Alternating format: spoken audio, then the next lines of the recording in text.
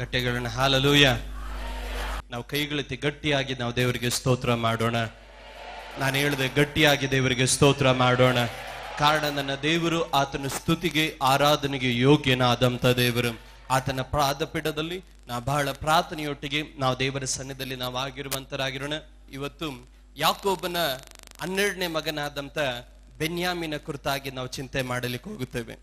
ದೇವರು ನನಗೆ ಹೇಳಿದಂತ ಒಂದೇ ಒಂದು ಪಾದ, ಕೊನೆ ಅಂತ ಹೇಳಿ ನಾವು ಲಾಸ್ಟ್ ಅಂತ ಹೇಳಿ ಲೀಸ್ಟ್ ಆಗಿ ನಾವು ತೆಗೆದುಕೊಳ್ಳೋ ಅವಶ್ಯಕತೆ ಇಲ್ಲ.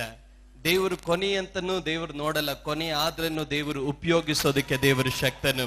ಇವತ್ತು ದೇವ್ರ ಮಕ್ಕಳು ಗಮನಿಸಿ, ನಾನೇ ಕಡಿಯವನು ಎನ್ನುವಂತ ಒಂದು ಚಿಂತೆ ಇದ್ರೆ ನಾನು ಒಂದು ಕಾರ್ಯ ಹೇಳ್ತಾನೆ, ದೇವರು ಈ ಮುಂಜಾನೆಯಲ್ಲಿ ನಿನ್ನನ್ನ ಅಲ್ಲಿಂದ ಮೇಲೆತ್ತಲಿಕ್ಕೆ ಹೋಗುತ್ತಾನೆ.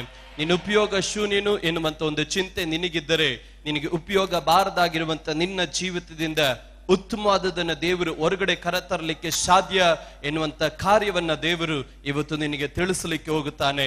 ಎಲ್ಲರೂ ಬಹಳ ಪ್ರಾರ್ಥನೆಯೊಟ್ಟಿಗೆ ನಾವು ದೇವರ ಸನ್ನಿಧಿಯಲ್ಲಿ ಆಗಿರಬೇಕಾಗಿ ನನ್ನ ಕರ್ತನ ನಾಮದಲ್ಲಿ ಅಪೇಕ್ಷಿಸ್ತೇನೆ.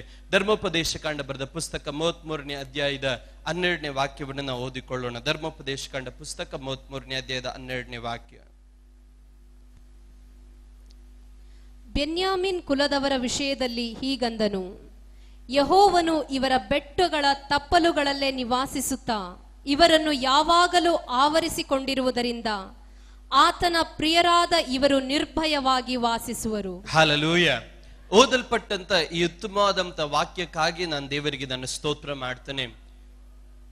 ಮೋಶೆ ತಾನು ಇಹಲೋಕವನ್ನ ಆತನು ತ್ಯಜಿಸೋದಕ್ಕಿಂತ ಮುಂಚಿತವಾಗಿ ಇಸ್ರಾಯೇಲರ 12 ಕುಲವನ್ನ ಆತನು ಕರೆದು ಅವರನ್ನ ಕರ್ತನ ನಾಮದಲ್ಲಿ ಆಶೀರ್ವಾದ ಮಾಡ್ತಾ ಇರುವಂತ ಒಂದು ಭಾಗವನ್ನ ನಾವು ದೇವರ ವಾಕ್ಯದಲ್ಲಿ ನಾವು ಗಮನಿಸ್ತೇವೆ. ನಾವು ದೇವರ ವಾಕ್ಯದಲ್ಲಿ 33ನೇ ಅಧ್ಯಾಯದ 12ನೇ ವಾಕ್ಯದಲ್ಲಿ ನಾವು ಹೋದಾಗ ಅಲ್ಲಿ ದೇವರ ವಾಕ್ಯದಲ್ಲಿ ನಾವು ಗಮನಿಸುತ್ತಾ ಇದ್ದೇವೆ, ಬೆನ್ಯಾಮಿನ್ ಕುಲಕ್ಕೆ ಒಂದು ಶ್ರೇಷ್ಠವಾದಂತ ಒಂದು ವಾಗ್ದಾನವನ್ನ ದೇವರು ಅವರಿಗೆ ದಯಪಾಲಿಸ್ತಾ ಇದ್ದಾನೆ. ನಾವು ದೇವರ ವಾಕ್ಯದಲ್ಲಿ ನಾವು ಕಂಡಾಗ ನಾವು ದೇವರ ವಾಕ್ಯದಲ್ಲಿ ಗಮನಿಸ್ತೇವೆ, ಯೆಹೋವನು ಎಲ್ಲಿ ವಾಸ ಮಾಡ್ತಾನೆ. ದೇವರ ವಾಕ್ಯದಲ್ಲಿ ಗಮನಿಸ್ತೇವೆ, ಯೆಹೋವನು ಅವರ ಬೆಟ್ಟಗಳಲ್ಲಿ ನನ್ನ ದೇವರು ಆತನು ವಾಸ ಮಾಡ್ತಾನೆ. ಎರಡನೇದಾಗಿ ನಾವು ದೇವರ ವಾಕ್ಯದಲ್ಲಿ ಗಮನಿಸ್ತೇವೆ, ದೇವರು ಅವರನ್ನ ಅಲ್ಲಿ ಆವರಿಸಿಕೊಂಡಿದ್ದಾನೆ. ಮೂರನೇದಾಗಿ ದೇವರ ವಾಕ್ಯ ಹೇಳ್ತದೆ, ಇವರು ದೇವರಿಗೆ ಪ್ರಿಯರಾಗಿದ್ದಾರೆ. ಹಾಗಾದ್ರೆ ಇವತ್ತು ದೇವರ ಮಕ್ಕಳು ನಾವು ಚೆನ್ನಾಗಿ ನಾವು ಅರ್ಥ ಮಾಡಿಕೊಳ್ಬೇಕು, ಈ ವಾಗ್ದಾನ ಈ ಬೆನ್ಯಾಮಿನ್ ಕುಲಕ್ಕೆ ಬರಬೇಕಾದ್ರೆ ಒಂದು ಸಾಧಾರಣವಾಗಿ ವಾಗ್ದಾನ ಎನ್ನುವುದು ಬೆನ್ಯಾಮಿನ್ ಕುಲಕ್ಕೆ ಬರಲಿಲ್ಲ. ಈ ಬೆನ್ಯಾಮಿನ್ ಕುಲಕ್ಕೆ ವಾಗ್ದಾನ ಎನ್ನುವುದು ಬರಬೇಕಾದ್ರೆ ಅದರ ಹಿಂದ್ಗಡೆ ಆತನು ಬೆಲೆಯನ್ನ ಆತನು ತೆತ್ತಿದವನಾಗಿದ್ದಾನೆ. ವಿಶ್ವಾಸ ಜೀವನದಲ್ಲಿ ದೇವರ ಮಕ್ಕಳನ್ನ ಒಂದು ಕಾರ್ಯ ಅರ್ಥ ಮಾಡಿಕೊಳ್ಬೇಕು, ಶ್ರೇಷ್ಠವಾದಂತ ವಾಗ್ದಾನಗಳು, ಶ್ರೇಷ್ಠವಾದಂತ ಆಶೀರ್ವಾದಗಳು, ಶ್ರೇಷ್ಠವಾದಂತ ಅದ್ಭುತ ಕಾರ್ಯಗಳು ನಮ್ಮ ಜೀವನದಲ್ಲಿ ಸಂಭವಿಸಬೇಕಾದ್ರೆ ಯಾವುದು ಸಹ ನೆನೆಸುವ ಹಾಗೆ ಸುಲಭವಾಗಿ ನಡೆಯೋದಿಲ್ಲ. ನಾವು ಏನೇ ದೇವರ ಸನ್ನಿಧಿಯಲ್ಲಿ ಉತ್ತಮವಾದದ್ದು ಪಡಿಬೇಕಾದ್ರೆ ನಾವು ದೇವರ ಸನ್ನಿಧಿಯಲ್ಲಿ ಅದಕ್ಕೆ ತಕ್ಕಂತೆ ನಾವು ಬೆಲೆಯನ್ನು ತೆತ್ತುವಂತ ದೇವರ ಮಕ್ಕಳಾಗಿ ನಾವು ಇರಬೇಕು.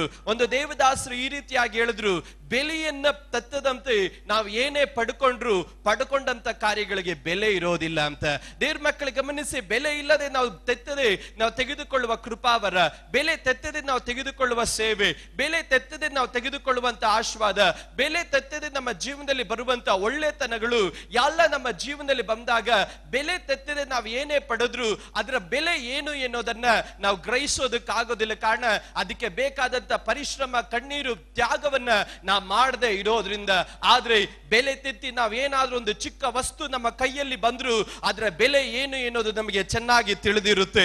ಕಾರಣವೇನು? ಅದಕ್ಕೆ ನಾವು ಕಷ್ಟವನ್ನು ಪಟ್ಟವರಾಗಿದ್ದೇವೆ, ಅದಕ್ಕೆ ನಾವು ಬೆಲೆ ತೆತ್ತಿದವರಾಗಿದ್ದೇವೆ. ಇವತ್ತು ದೇವರ ಮಕ್ಕಳು ಒಂದು ಕಾರ್ಯ ಅರ್ಥ ಮಾಡಿಕೊಳ್ಬೇಕು, ಇಲ್ಲಿರುವಂತ ಪ್ರತಿಯೊಬ್ಬರಿಗೂ ಆಸೆ ಇದೆ, ದೇವರು ನನ್ನನ್ನು ಆಶೀರ್ವಾದ ಮಾಡಬೇಕು. ಇಲ್ಲಿರುವಂತ ಪ್ರತಿಯೊಬ್ಬರಿಗೆ ಆಸೆ ಇದೆ, ನನ್ನ ಬಾಲವಾಗಿರೋದಕ್ಕೆ ಇಷ್ಟಪಡಲ್ಲ, ನನ್ನ ತಲೆಯಾಗಿರ್ಬೇಕು. ಇಲ್ಲಿರುವಂತ ಪ್ರತಿಯೊಬ್ಬರಿಗೆ ಆಸೆ ಇದೆ, ನಾನು ಸಾಲ ತೆಗೆದುಕೊಳ್ಳಬಾರದು, ನಾನು ಸಾಲ ಕೊಡಬೇಕು. ಇಲ್ಲಿರುವಂತ ಪ್ರತಿಯೊಬ್ಬರಿಗೆ ಆಸೆ ಇದೆ, ಯಾರು ನನ್ನನ್ನು ಕೀಳಾಗಿ ನೋಡಬಾರದು, ಎಲ್ಲ ನನ್ನ ಮೇಲಾಗಿ ನೋಡ್ಬೇಕಂತ. ಇವತ್ತು ದೇವ್ರ ಮಕ್ಕಳಿಗೆ ಗಮನಿಸಿ, ಈ ಕಾರ್ಯಗಳು ಸಂಭವಿಸಬೇಕಾದ್ರೆ ಸುಲಭವಾಗಿ ಸಂಭವಿಸಲ್ಲ. ನಿನ್ನ ಜೀವನದಲ್ಲಿ ನಿನ್ನ ಕಡೆಯಿಂದ ನೀನು ಮಾಡಬೇಕಾದಂತ ಕೆಲವೊಂದು ತ್ಯಾಗಗಳು ಉಂಟು. ನೀನು ಕೆಲವೊಂದು ಸ್ಥಳಗಳಲ್ಲಿ ತೆತ್ತಬೇಕಾದಂತ ಕೆಲವೊಂದು ಬೆಲೆ ಉಂಟು. ಬೆಲೆ ತೆತ್ತಿ ನಿನ್ನ ಜೀವನದಲ್ಲಿ ನೀನು ಏನೇ ಪಡೆದುಕೊಂಡ್ರು ಅದು ಅಲ್ಪ ಕಾಲಕ್ಕೆ ನಿನ್ನನ್ನು ಬಿಟ್ಟು ಹೋಗೋದಿಲ್ಲ. ಬೆಲೆ ತೆತ್ತಿ ಸಂತತಿ ನೀನು ಪಡ್ಕೊಳ್ಳುವಂತ ಸಕಲ ಕಾರ್ಯಗಳು ನಿನ್ನ ಮೂಗಿನ ಶ್ವಾಸ ಇರೋವರೆಗೂ ಮಾತ್ರ ಅಲ್ಲ, ನಿನ್ನ ಸಂತತಿಯವರೆಗೂ ಆ ಆಶೀರ್ವಾದ ಎನ್ನುವುದು ನೆಲೆ ನಿಲ್ಲುವಂತದಾಗಿದೆ. ಹಲ್ಲೆಲೂಯ.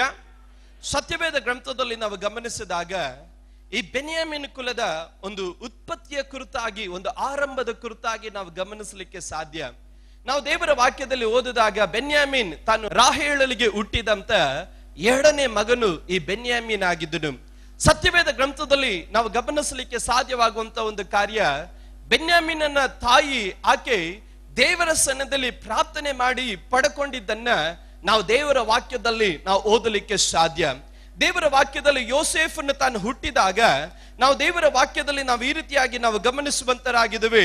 ಯೋಸೇಫನ್ನು ತಾನು ಹುಟ್ಟಿದ ಮೇಲೆ ದೇವರ ವಾಕ್ಯದಲ್ಲಿ ರಾಹೇಲಳು ಒಂದು ಪ್ರಾರ್ಥನೆಯನ್ನು ಮಾಡ್ತಾಳೆ. ದೇವರು ನನ್ನ ನಿಂದೆಯನ್ನೆಲ್ಲ ದೇವರು ಆತನು ಉರುಳಿಸಿ ಬಿಟ್ಟನು. ದೇವರು ನನ್ನ ನಿಂದೆಯನ್ನು ಆತನು ಉರುಳಿಸಿದಂತ ನಿಮಿತ್ತವಾಗಿ ಆ ಮಗುಗೆ ಒಂದು ಹೆಸರನ್ನು ಇಡ್ತಾಳೆ. ಆತನು ಯೋಸೇಫನು ಎಂದು ಹೆಸರಿಟ್ಟು ಒಂದು ಪ್ರಾರ್ಥನೆಯನ್ನು ಮಾಡ್ತಾಳೆ. ಸ್ವಾಮಿ, ನೀನು ನನಗೆ ಮತ್ತೊಂದು ಆವರ್ತಿ ಒಂದು ಗಂಡು ಮಗುವನ್ನು ಕೊಡಬೇಕು ಅಂತ ಪ್ರಾರ್ಥನೆ ಮಾಡಿದಾಗ ಅದಕ್ಕೆ ತಕ್ಕಂತೆ ದೇವರು ಆಕೆಗೆ ಒಂದು ಗಂಡು ಮಗುವನ್ನ ದೇವರು ಆಕೆಗೆ ದಯಪಾಲಿಸ್ತಾನೆ.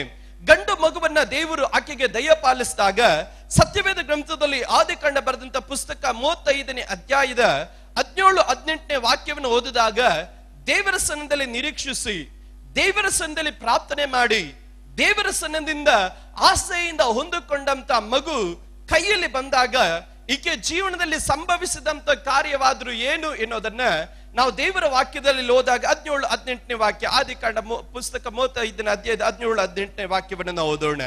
ಆಕೆ ಹೆರಿಗೆಯ ಬೇನೆಯಿಂದ ಬಹು ಕಷ್ಟಪಡುತ್ತಿರುವಾಗ ಸೂಲಗಿತ್ತಿಯು ಆಕೆಗೆ, ಅಂಜಬೇಡ, ಇನ್ನೊಂದು ಗಂಡು ಮಗುವು ಹುಟ್ಟುವುದಲ್ಲ ಎಂದು ಹೇಳಿದಳು. ಆದರೆ ರಾಹೇಲಳು ಸತ್ತು ಹೋದಳು. ಪ್ರಾಣ ಹೋಗುತ್ತಿರುವಾಗ ಆಕೆಯು ಆ ಮಗುವಿಗೆ ಬೇನೋನಿ ಎಂದು ಹೆಸರಿಟ್ಟಳು. ಆದರೆ ಅದರ ತಂದೆ ಅದಕ್ಕೆ ಬೆನ್ಯಾಮಿನ್ ಎಂದು ಹೆಸರಿಟ್ಟನು. ದೇವರ ಮಕ್ಕಳಿಗೆ ಗಮನಿಸಿ, ಈಕೆ ಆಸೆ ಪಟ್ಟು ಪ್ರಾರ್ಥನೆ ಮಾಡಿ ದೇವರ ಸನ್ನಿಧಿಯಲ್ಲಿ ನಿರೀಕ್ಷಿಸಿ ಹೊಂದಿಕೊಂಡಂತ ಈ ಗಂಡು ಮಗು ಜನಿಸಿದಾಗ ಈಕೆ ಆ ಗಂಡು ಮಗುವಲ್ಲಿ ಸಂತೋಷ ಪಡ್ತಾ ಇಲ್ಲ. ಈಕೆ ಆ ಗಂಡು ಮಗದಲ್ಲಿ ಆನಂದ ಪಡುತ್ತಾ ಇಲ್ಲ. ದೇವರು ಆಕೆ ಆಸೆಯನ್ನ ದೇವರು ನೆರವೇರಿಸಿದ್ರು ಸಹ ಆಕೆಯಲ್ಲಿ ವೇದನೆಯನ್ನ ಆಕೆ ಅನುಭವಿಸುತ್ತಾ ಇದ್ದಾಳೆ. ದೇವರ ವಾಕ್ಯದಲ್ಲಿ ನಾವು ಗಮನಿಸಿದಾಗ ಮಗು ಹೆತ್ತ ನಂತರ ಆಕೆ ತೀರಿ ಹೋದಳು ಎನ್ನುವುದು ದೇವರ ವಾಕ್ಯದಲ್ಲಿ ನಾವು ಗಮನಿಸ್ತೇವೆ. ನಾನು ದೇವರ ವಾಕ್ಯವನ್ನು ನೆನ್ನೆ ರಾತ್ರಿ ಓದಬೇಕಾದ್ರೆ ನಾನು ದೇವರ ಬಳಿಯಲ್ಲಿ ಕೇಳದೆ, ದೇವರೇ, ಪ್ರಾರ್ಥನೆ ಮಾಡಿ ಈಕೆ ಹೊಂದಿಕೊಂಡಿದ್ದು, ಆಸೆ ಪಟ್ಟು ಈಕೆ ಹೊಂದಿಕೊಂಡಿದ್ದು, ಬಹಳ ಕಾದು ನಿರೀಕ್ಷಿಸಿ ಈಕೆ ಆ ಗಂಡು ಮಗನನ್ನು ಪಡ್ಕೊಂಡ್ಲು. ಆದ್ರೆ ಆಸೆಯಿಂದ ದೇವರ ಹತ್ರದಿಂದ ಕೇಳಿ ಪಡ್ಕೊಂಡಂತ ಈ ಗಂಡು ಮಗುವಲ್ಲಿ ಆಕೆ ಏನಕ್ಕೆ ಸಂತೋಷ ಪಡಲಿಕ್ಕೆ ಆಗ್ಲಿಲ್ಲ? ಏನಕ್ಕೆ ದೇವರು ಕೊಟ್ಟಂತ ವರದಲ್ಲಿ ಉಲ್ಲಾಸ ಪಡಲಿಕ್ಕೆ ಆಗ್ಲಿಲ್ಲ? ದೇವರು ಕೊಟ್ಟಂತ ವರದಲ್ಲಿ ಆಕೆ ವೇದನೆಯಲ್ಲಿ ಏನಕ್ಕೋಸ್ಕರ ಹಾದು ಹೋಗಿ ಆ ಮಗುವನ್ನ ಶಪಿಸೋದಕ್ಕಾದ್ರೂ ಕಾರಣವಾದ್ರೂ ಏನು ಎನ್ನುವುದನ್ನ ನಾನು ದೇವರ ಬಳಿಯಲ್ಲಿ ಕೇಳಿದಾಗ ಒಂದಂತರವಾಗಿ ದೇವರ ಆತ್ಮನ ನನಗೆ ತಿಳಿಸಿಕೊಟ್ಟಂತೆ ಒಂದೇ ಒಂದು ಕಾರ್ಯ, ನಿನ್ನ ಸತ್ಯವೇದವನ್ನ ಸ್ವಲ್ಪ ಪರೀಕ್ಷೆ ಮಾಡಿ ನೋಡು. ಆಕೆ ಜೀವನದಲ್ಲಿ ಆಕೆ ದೇವರಿಂದ ಹೊಂದಿಕೊಂಡದನ್ನ ಅನುಭವಿಸಕ್ಕಾಗದಂತೆ ದುಃಖ ಪಡೋದಕ್ಕೆ ಕಾರಣ ಏನು ಎನ್ನುವುದು ಆಕೆ ಸ್ವಭಾವದಲ್ಲಿ ಪರೀಕ್ಷೆ ಮಾಡಿ ನೋಡು ಅಂತ ದೇವರ ಆತ್ಮನ ನನಗೆ ತಿಳಿಸ್ತನು. ಇವತ್ತು ದೇವರ ಮಕ್ಕಳಿಗೆ ಗಮನಿಸಿ, ನನ್ನ ಜೀವನದಲ್ಲಿ ಅಥವಾ ನಿಮ್ಮ ಜೀವಿತಗಳಲ್ಲಿ ಒಂದು ಪ್ರಶ್ನೆಯನ್ನ ನಾನು ಕೇಳಲಿಕ್ಕಾಗಿ ನಾನು ಅಪೇಕ್ಷಿಸ್ತೇನೆ. ಅನೇಕ ಸಾರಿ ನೀವು ದೇವರ ಹತ್ರದಿಂದ ಪ್ರಾರ್ಥನೆ ಮಾಡಿ ಪಡ್ಕೊಂಡಿದ್ದು, ಅನೇಕ ಸಾರಿ ನೀವು ದೇವರ ಹತ್ರದಿಂದ ಆಸೆಯಿಂದ ಹೊಂದಿಕೊಂಡಿದ್ದು, ಅನೇಕ ಸಾರಿ ಅನೇಕ ದಿವಸಗಳಿಂದ ನೀವು ನಿರೀಕ್ಷಿಸಿ ದೇವರ ಸನ್ನಿಧಿಯಿಂದ ಪಡ್ಕೊಂಡಂತ ಕಾರ್ಯಗಳಲ್ಲಿ ಇವತ್ತು ದೇವರ ಮಕ್ಕಳು ನಿಜವಾಗ್ಲೂ ಸಂತೋಷ ಪಡ್ತಾ ಇದ್ದೀರಾ? ಇವತ್ತು ದೇವರ ಮಕ್ಕಳು ನಿಜವಾಗ್ಲೂ ಅದರಲ್ಲಿ ಸಮಾಧಾನವಾಗಿ ಇದ್ದೀರಾ? ಕನಸನ್ನು ಕಂಡು ನಿರೀಕ್ಷಿಸಿ ಗೋಳಾಡಿ ಪ್ರಾರ್ಥನೆ ಮಾಡಿದಂತ ಕಾರ್ಯಗಳಲ್ಲಿ ಇವತ್ತು ವೇದನೆ ಇಲ್ಲದಂತೆ ಇವತ್ತು ನಿಮ್ಮ ಜೀವಿತಗಳಲ್ಲಿ ಆನಂದವನ್ನು ಕಾಣ್ತಾ ಇದ್ದೀರಾ? ದೇವರ ವಾಕ್ಯ ಹೇಳುತ್ತದೆ, ದೇವರ ಆಶೀರ್ವಾದ ಭಾಗ್ಯದಾಯಕ, ಅದು ಯಾವ ವ್ಯಸನವನ್ನ ಅದು ಸೇರಿಸೋದಿಲ್ಲ ಎಂದು. ಹಾಗಾದ್ರೆ ದೇವರು ಏನೇ ಕೊಟ್ರು ವೇದನೆ ದೇವರು ಕೊಡಲ್ಲ. ದೇವರು ಏನೇ ಕೊಟ್ರು ಸಮಾಧಾನವಾಗಿರೋದಕ್ಕೆ ದೇವರು ಕೊಡ್ತಾನೆ. ದೇವರು ಏನೇ ಕೊಟ್ರು ನೀನು ಅದನ್ನು ಅನುಭವಿಸೋದಕ್ಕೂ ನಿನ್ನ ಸಂತತಿಗಳು ಅನುಭವಿಸೋದಕ್ಕೂ ದೇವರು ಕೊಡ್ತಾನೆ. ಕೊಟ್ಟ ಮೇಲೆ ಏನಕ್ಕೆ ವೇದನೆ ಬರುತ್ತೆ? ದೇವರ ಆತ್ಮನ ಹೇಳ್ತಾನೆ, ನಾನು ಅವರಿಗೆ ವೇದನೆ ಕೊಡಲ್ಲ, ಅವರ ಜೀವನದ ನಡತೆಗಳೇ ಅವರಿಗೆ ವೇದನೆ ತರುತ್ತೆ. ಅವರ ಜೀವನದಲ್ಲಿ ಅವರು ಆಡುವಂತ ಮಾತುಗಳೇ ಅವರ ಜೀವಿತಗಳಲ್ಲಿ ವೇದನೆಯನ್ನು ಬರಮಾಡುತ್ತೆ. ಈ ರಾಹೇಲಳ ಜೀವನದಲ್ಲಿ ಈಕೆ ಸಾಯತಕ್ಕಂತೆ, ಈಕೆ ವೇದನೆ ಪಡತಕ್ಕಂತೆ, ಶಾಪದ ಮಾತುಗಳನ್ನು ಆಡತಕ್ಕಂತೆ ಹೇಳುತ್ತೆ, ಒಂದು ಕಾಲದಲ್ಲಿ ಪ್ರಾರ್ಥನೆ ಮಾಡ್ತಾ ಇದ್ದವಳು, ಪ್ರಾರ್ಥನೆ ಮಾಡಿ ಮಗುವನ್ನ ದೇವರಿಂದ ಪಡ್ಕೊಂಡವಳು. ಆದ್ರೆ ಈಗ ಆಕೆ ಜೀವನದಲ್ಲಿ ಶಾಪದ ಮಾತುಗಳು ಬರೋದಕ್ಕೆ ಕಾರಣ ಏನು? ಆಕೆ ಜೀವನದಲ್ಲಿ ಇದ್ದಂತ ಅಡಗಿರುವಂತ ಒಂದು ಸ್ವಭಾವ. ಸತ್ಯವೇದ ಗ್ರಂಥದಲ್ಲಿ ಗಮನಿಸ್ತೇವೆ. ಆದಿಕಾಂಡ ಬರೆದ ಪುಸ್ತಕ 29ನೇ ಅಧ್ಯಾಯದ 17ನೇ ವಾಕ್ಯ ಓದಿದಾಗ, ರಾಹೇಲಳು ಆಕೆ ಸಾಧಾರಣವಾದಂತ ಒಂದು ಸ್ತ್ರೀ ಅಲ್ಲ, ಆಕೆ ಬಹಳ ಸೌಂದರ್ಯ ಉಳ್ಳವಳು, ಲಾವಣ್ಯ ಉಳ್ಳವಳು. ಹೊರಗಡೆ ನೋಡಿದಾಗ ಬಹಳ ಸುಂದರವಾಗಿದ್ದಾಳೆ, ಹೊರಗಡೆ ನೋಡಿದಾಗ ಎಲ್ಲಾ ಚೆನ್ನಾಗಿದೆ, ಹೊರಗಡೆ ನೋಡಿದಾಗ ರೂಪವತಿ ಆಗಿದ್ದಾಳೆ. ಆದ್ರೆ ಆಕೆ ಹೊರಗಡೆ ಕಾರ್ಯಗಳಲ್ಲ ಆಕೆಯನ್ನು ವೇದನೆ ಪಡಿಸತಕ್ಕಂತೆ ಮಾಡಿದ್ದು. ಆಕೆ ಜೀವನದಲ್ಲಿ ಹೃದಯದ ಒಳಗಡೆ ಅಡಗಿಸಿಟ್ಟಂತ ಕೆಲವೊಂದು ಕಾರ್ಯಗಳು ಆಕೆ ಜೀವನದಲ್ಲಿ ವೇದನೆಗೆ ಕಾರಣವಾಯಿತು. ಇವತ್ತು ದೇವರ ಮಕ್ಕಳನ್ನ ಒಂದು ಕಾರ್ಯ ಹೇಳ್ತೇನೆ, ಇಲ್ಲಿ ಕುಳಿತಿರುವಂತ ದೇವರ ಮಕ್ಕಳು ಹೊರಗಡೆ ನೋಡಿದಾಗ ನಾವೆಲ್ಲರೂ ಸಂತೋಷವಾಗೇ ಇದ್ದೇವೆ, ಹೊರಗಡೆ ನೋಡಿದಾಗ ಉತ್ತಮವಾದಂತ ವಸ್ತ್ರಗಳನ್ನು ಧರಿಸಿಕೊಂಡಿದ್ದೇವೆ, ಹೊರಗಡೆ ನಮ್ಮ ಜೀವನದಲ್ಲಿ ಎಲ್ಲ ವಸತಿಗಳು ನಮ್ಮ ಜೀವನದಲ್ಲಿ ಇದೆ. ಆದ್ರೆ ಹೊರಗಡೆ ಭಾಗದಿಂದ ಅಲ್ಲ ನಿನ್ನ ಆಶೀರ್ವಾದವನ್ನು ದೇವರು ಲೆಕ್ಕ ಹಾಕೋದು, ನಿನ್ನ ಒಳಗಡೆ ಅಡಗಿರುವಂತ ಕಾರ್ಯಗಳಿಂದಲೇ ನಿನ್ನ ಆಶೀರ್ವಾದಗಳು ಎಂತದು ಎನ್ನುವುದು ದೇವರು ತಾನು ಲೆಕ್ಕ ಹಾಕುವವನಾಗಿದ್ದಾನೆ. ನಿನ್ನ ಶರೀರದ ಒಳಗಡೆ ಹೋಗುವಂತ ಯಾವ ಕಾರ್ಯಗಳು ನಿನ್ನನ್ನು ಹೊಲ್ಲೆ ಮಾಡೋದಿಲ್ಲ, ನಿನ್ನ ಶರೀರದ ಒಳಗಡೆಯಿಂದ ಹೊರಗಡೆ ಬರುವಂತ ಕಾರ್ಯಗಳೇ ನಿನ್ನನ್ನು ಹೊಲ್ಲೆ ಮಾಡುವಂತದಾಗಿದೆ. ಈಕೆ ಜೀವನದಲ್ಲಿ ಸಂಭವಿಸಿದಂತ 5 ಕಾರ್ಯ, ಈಕೆ ಸ್ವಭಾವದಲ್ಲಿ ಇದ್ದಂತ 5 ಕಾರ್ಯಗಳು ಯಾವುದು ಯಾವುದು ಎನ್ನುವುದನ್ನ ನಾವು ಚಿಂತೆ ಮಾಡಲಿಕ್ಕೋಸ್ಕರವಾಗಿ ಹೋಗುತ್ತೇವೆ. ಸತ್ಯವೇದ ತಂದಿರೋರು ಸತ್ಯವೇದಗಳನ್ನ ತೆರಿಬೇಕು. ಎರಡನೇದಾಗಿ ಬರೆದಿಟ್ಟುಕೊಳ್ಳುವವರು ಬರೆದಿಟ್ಟುಕೊಳ್ಳಬೇಕು. ಒಂದನೇದಾಗಿ ಈಕೆ ವೇದನೆಯಲ್ಲಿ, ಮರಣದಲ್ಲಿ, ನಪಹಲಲೆ ಶಾಪದ ಮಾತುಗಳನ್ನು ಆಡೋದಕ್ಕೆ ಈಕೆ ಜೀವನದಲ್ಲಿ ಇದ್ದಂತ ಕೆಲವೊಂದು ಪ್ರತ್ಯೇಕವಾದ ಸ್ವಭಾವಗಳು. ಆದಿಕಾಂಡ ಬರೆದ ಪುಸ್ತಕ 30ನೇ ಅಧ್ಯಾಯದ 1ನೇ ವಾಕ್ಯವನ್ನು ಓದೋಣ. ಆದಿಕಾಂಡ ಬರೆದ ಪುಸ್ತಕ 30ನೇ ಅಧ್ಯಾಯದ 1ನೇ ವಾಕ್ಯ. ರಾಹೇಲಳು ತಾನು ಮಕ್ಕಳನ್ನು ಹೆರದೆ ಇರುವುದನ್ನು ನೋಡಿ ತನ್ನ ಅಕ್ಕನ ಮೇಲೆ ಹೊಟ್ಟೆ ಕಿಚ್ಚುಪಟ್ಟು ಯಾಕೋಬನಿಗೆ ಸಾಕು. ದೇವರ ವಾಕ್ಯದಲ್ಲಿ ನಾವು ಗಮನಿಸಿದಾಗ ಈಕೆಯಲ್ಲಿದ್ದಂತ ಮೊದಲೇ ಸ್ವಭಾವ ಎನ್ನೋದು, ಈಕೆ ರೂಪವತಿ ಆಗಿದ್ದಳು, ಸೌಂದರ್ಯ ಉಳ್ಳವಳು ಆಗಿದ್ದಳು ಸಾರಿ. ಆದ್ರೆ ಈಕೆ ಒಳಗಡೆ ಇದ್ದಂತ ಒಂದೇ ಒಂದು ಭಾಗ ಹೊಟ್ಟೆ ಕಿಚ್ಚನ್ನು ಪಡುವಂತ ಒಂದು ಸ್ತ್ರೀ ಆಗಿದ್ದಳು. ಯಾರ ವಿರುದ್ಧವಾಗಿ ಹೊಟ್ಟೆ ಕಿಚ್ಚು ಪಡ್ತಾ ಇದ್ಲು? ಸ್ವಂತ ಅಕ್ಕನ ಕುರಿತಾಗಿ. ಏನಂತ ಹೊಟ್ಟೆ ಕಿಚ್ಚು ಪಡ್ತಾ ಇದ್ಲು?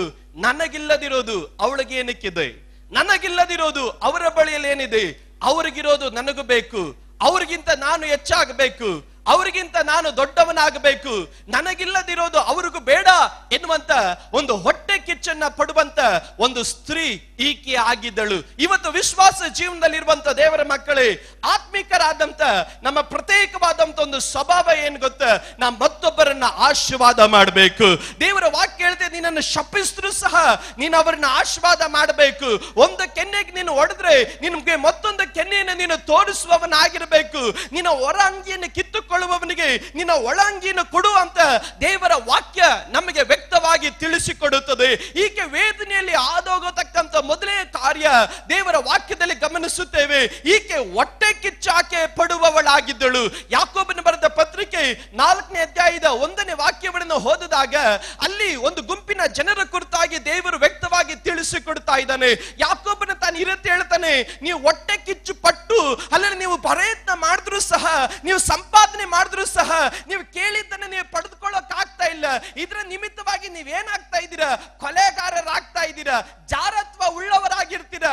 ಏನಕ್ಕೆ? ಹೊಟ್ಟೆ ಕಿಚ್ಚಿನಿಂದ ನೀವು ಮಾಡುವ ಪ್ರಾರ್ಥನೆ, ಹೊಟ್ಟೆ ಕಿಚ್ಚಿನಿಂದ ನೀವು ನಡೆಕೊಳ್ಳುವಂತ ಸ್ವಭಾವ, ಹೊಟ್ಟೆ ಕಿಚ್ಚಿನಿಂದ ನೀವು ಜೀವಿಸುವಂತ ಕಾರ್ಯಗಳು ನಿಮ್ಮನ್ನು ಏನ್ ಮಾಡ್ತಾ ಇದೆ?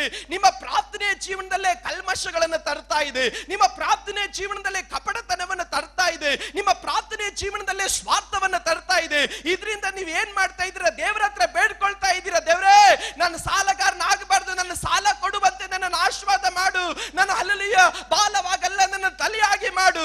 ಯಾವ ಉದ್ದೇಶದಿಂದ ಪ್ರಾರ್ಥನೆ ಮಾಡ್ತಾ ಇದೀಯಾ? ಹೊಟ್ಟೆ ಕಿಚ್ಚಿನಿಂದ ಪ್ರಾರ್ಥನೆ ಮಾಡ್ತಾ ಇದೀಯಾ? ಯಥಾರ್ಥ ಮನಸ್ಸಿಂದ ಪ್ರಾರ್ಥನೆ ಮಾಡ್ತಾ ಇದೀಯಾ? ಮತ್ತೊಬ್ಬನನ್ನ ಬೆಟ್ಟು ತೋರಿಸಿ ಪ್ರಾರ್ಥನೆ ಮಾಡ್ತಾ ಇದೀಯಾ? ಅಥವಾ ದೇವರೇ ನೀನ್ ನನ್ನನ್ನು ಆಶೀರ್ವಾದ ಮಾಡಿದ್ರೆ ಇದು ನಿನ್ನ ನಾಮದ ಮಹಿಮೆಗೆ ಎಂದು ಯಥಾರ್ಥ ಮನಸ್ಸಿನಿಂದ ಪ್ರಾರ್ಥನೆ ಮಾಡ್ತಾ ಇದೀಯಾ? ನೀನು ಹೊಟ್ಟೆ ಕಿಚ್ಚು ಪಟ್ಟು ನೀನ್ ದೇವರ ಸಂದಲ್ಲಿ ಏನೇ ಪ್ರಾರ್ಥನೆ ಮಾಡಿದ್ರು, 10 ವರ್ಷ ಅಲ್ಲ 100 ವರ್ಷ ಪ್ರಾರ್ಥನೆ ಮಾಡಿದ್ರು, ಪ್ರಾರ್ಥನೆಯಾಗಿ ಇರುತ್ತೆ ಹೊರತು ಅದು ನಿನ್ನ ಜೀವನದಲ್ಲಿ ಸಫಲತೆ ಕಾಣೋದಿಲ್ಲ. ವಿಶ್ವಾಸ ಜೀವನದಲ್ಲಿ ಇರುವಂತ ದೇವರ ಮಕ್ಕಳೇ, ನಿನ್ನನ್ನು ವೇದನೆಯಲ್ಲಿ ನಡೆಸತಕ್ಕಂತ ಒಂದೇ ಒಂದು ಕಾರ್ಯ, ನೀನು ಹೊಟ್ಟೆ ಕಿಚ್ಚನ್ನ ನಿನ್ನ ಜೀವನದಲ್ಲಿ ಇಟ್ಟುಕೊಂಡಿದ್ರೆ, ಮತ್ತೊಬ್ಬರ ಆಶೀರ್ವಾದ ಕಾಣ್ತಾ ಇದ್ರೆ, ನಿನಗೆ ಜೀವನದಲ್ಲಿ ನಿನಗುಳ್ಳಂತ ನಂಬಿಕೆಯನ್ನು ಕಳ್ಕೊಳ್ತಾ ಇರ್ತೀಯ. ಒಂದು ಕಾರ್ಯ ದೇವರ ಮಕ್ಕಳು ಮಾಡಬೇಕು, ಹೊಟ್ಟೆ ಕಿಚ್ಚನ್ನು ಬಿಟ್ಟು ಮತ್ತೊಬ್ಬರನ್ನ ಆಶೀರ್ವಾದ ಮಾಡ್ರಿ. ನೀವು ಆ ಮತ್ತೊಬ್ಬರನ್ನ ಆಶೀರ್ವಾದ ಮಾಡಿದ್ರೆ ದೇವರು ನಿಮ್ಮನ್ನ ಆಶೀರ್ವಾದ ಮಾಡೇ ಮಾಡ್ತಾನೆ. ಹೊಟ್ಟೆ ಕಿಚ್ಚು ಏನ್ ಮಾಡ್ತು? ಆಕೆನ ವೇದನೆ ಕಡೆ ನಡೆಸ್ತಾ ಇದೆ.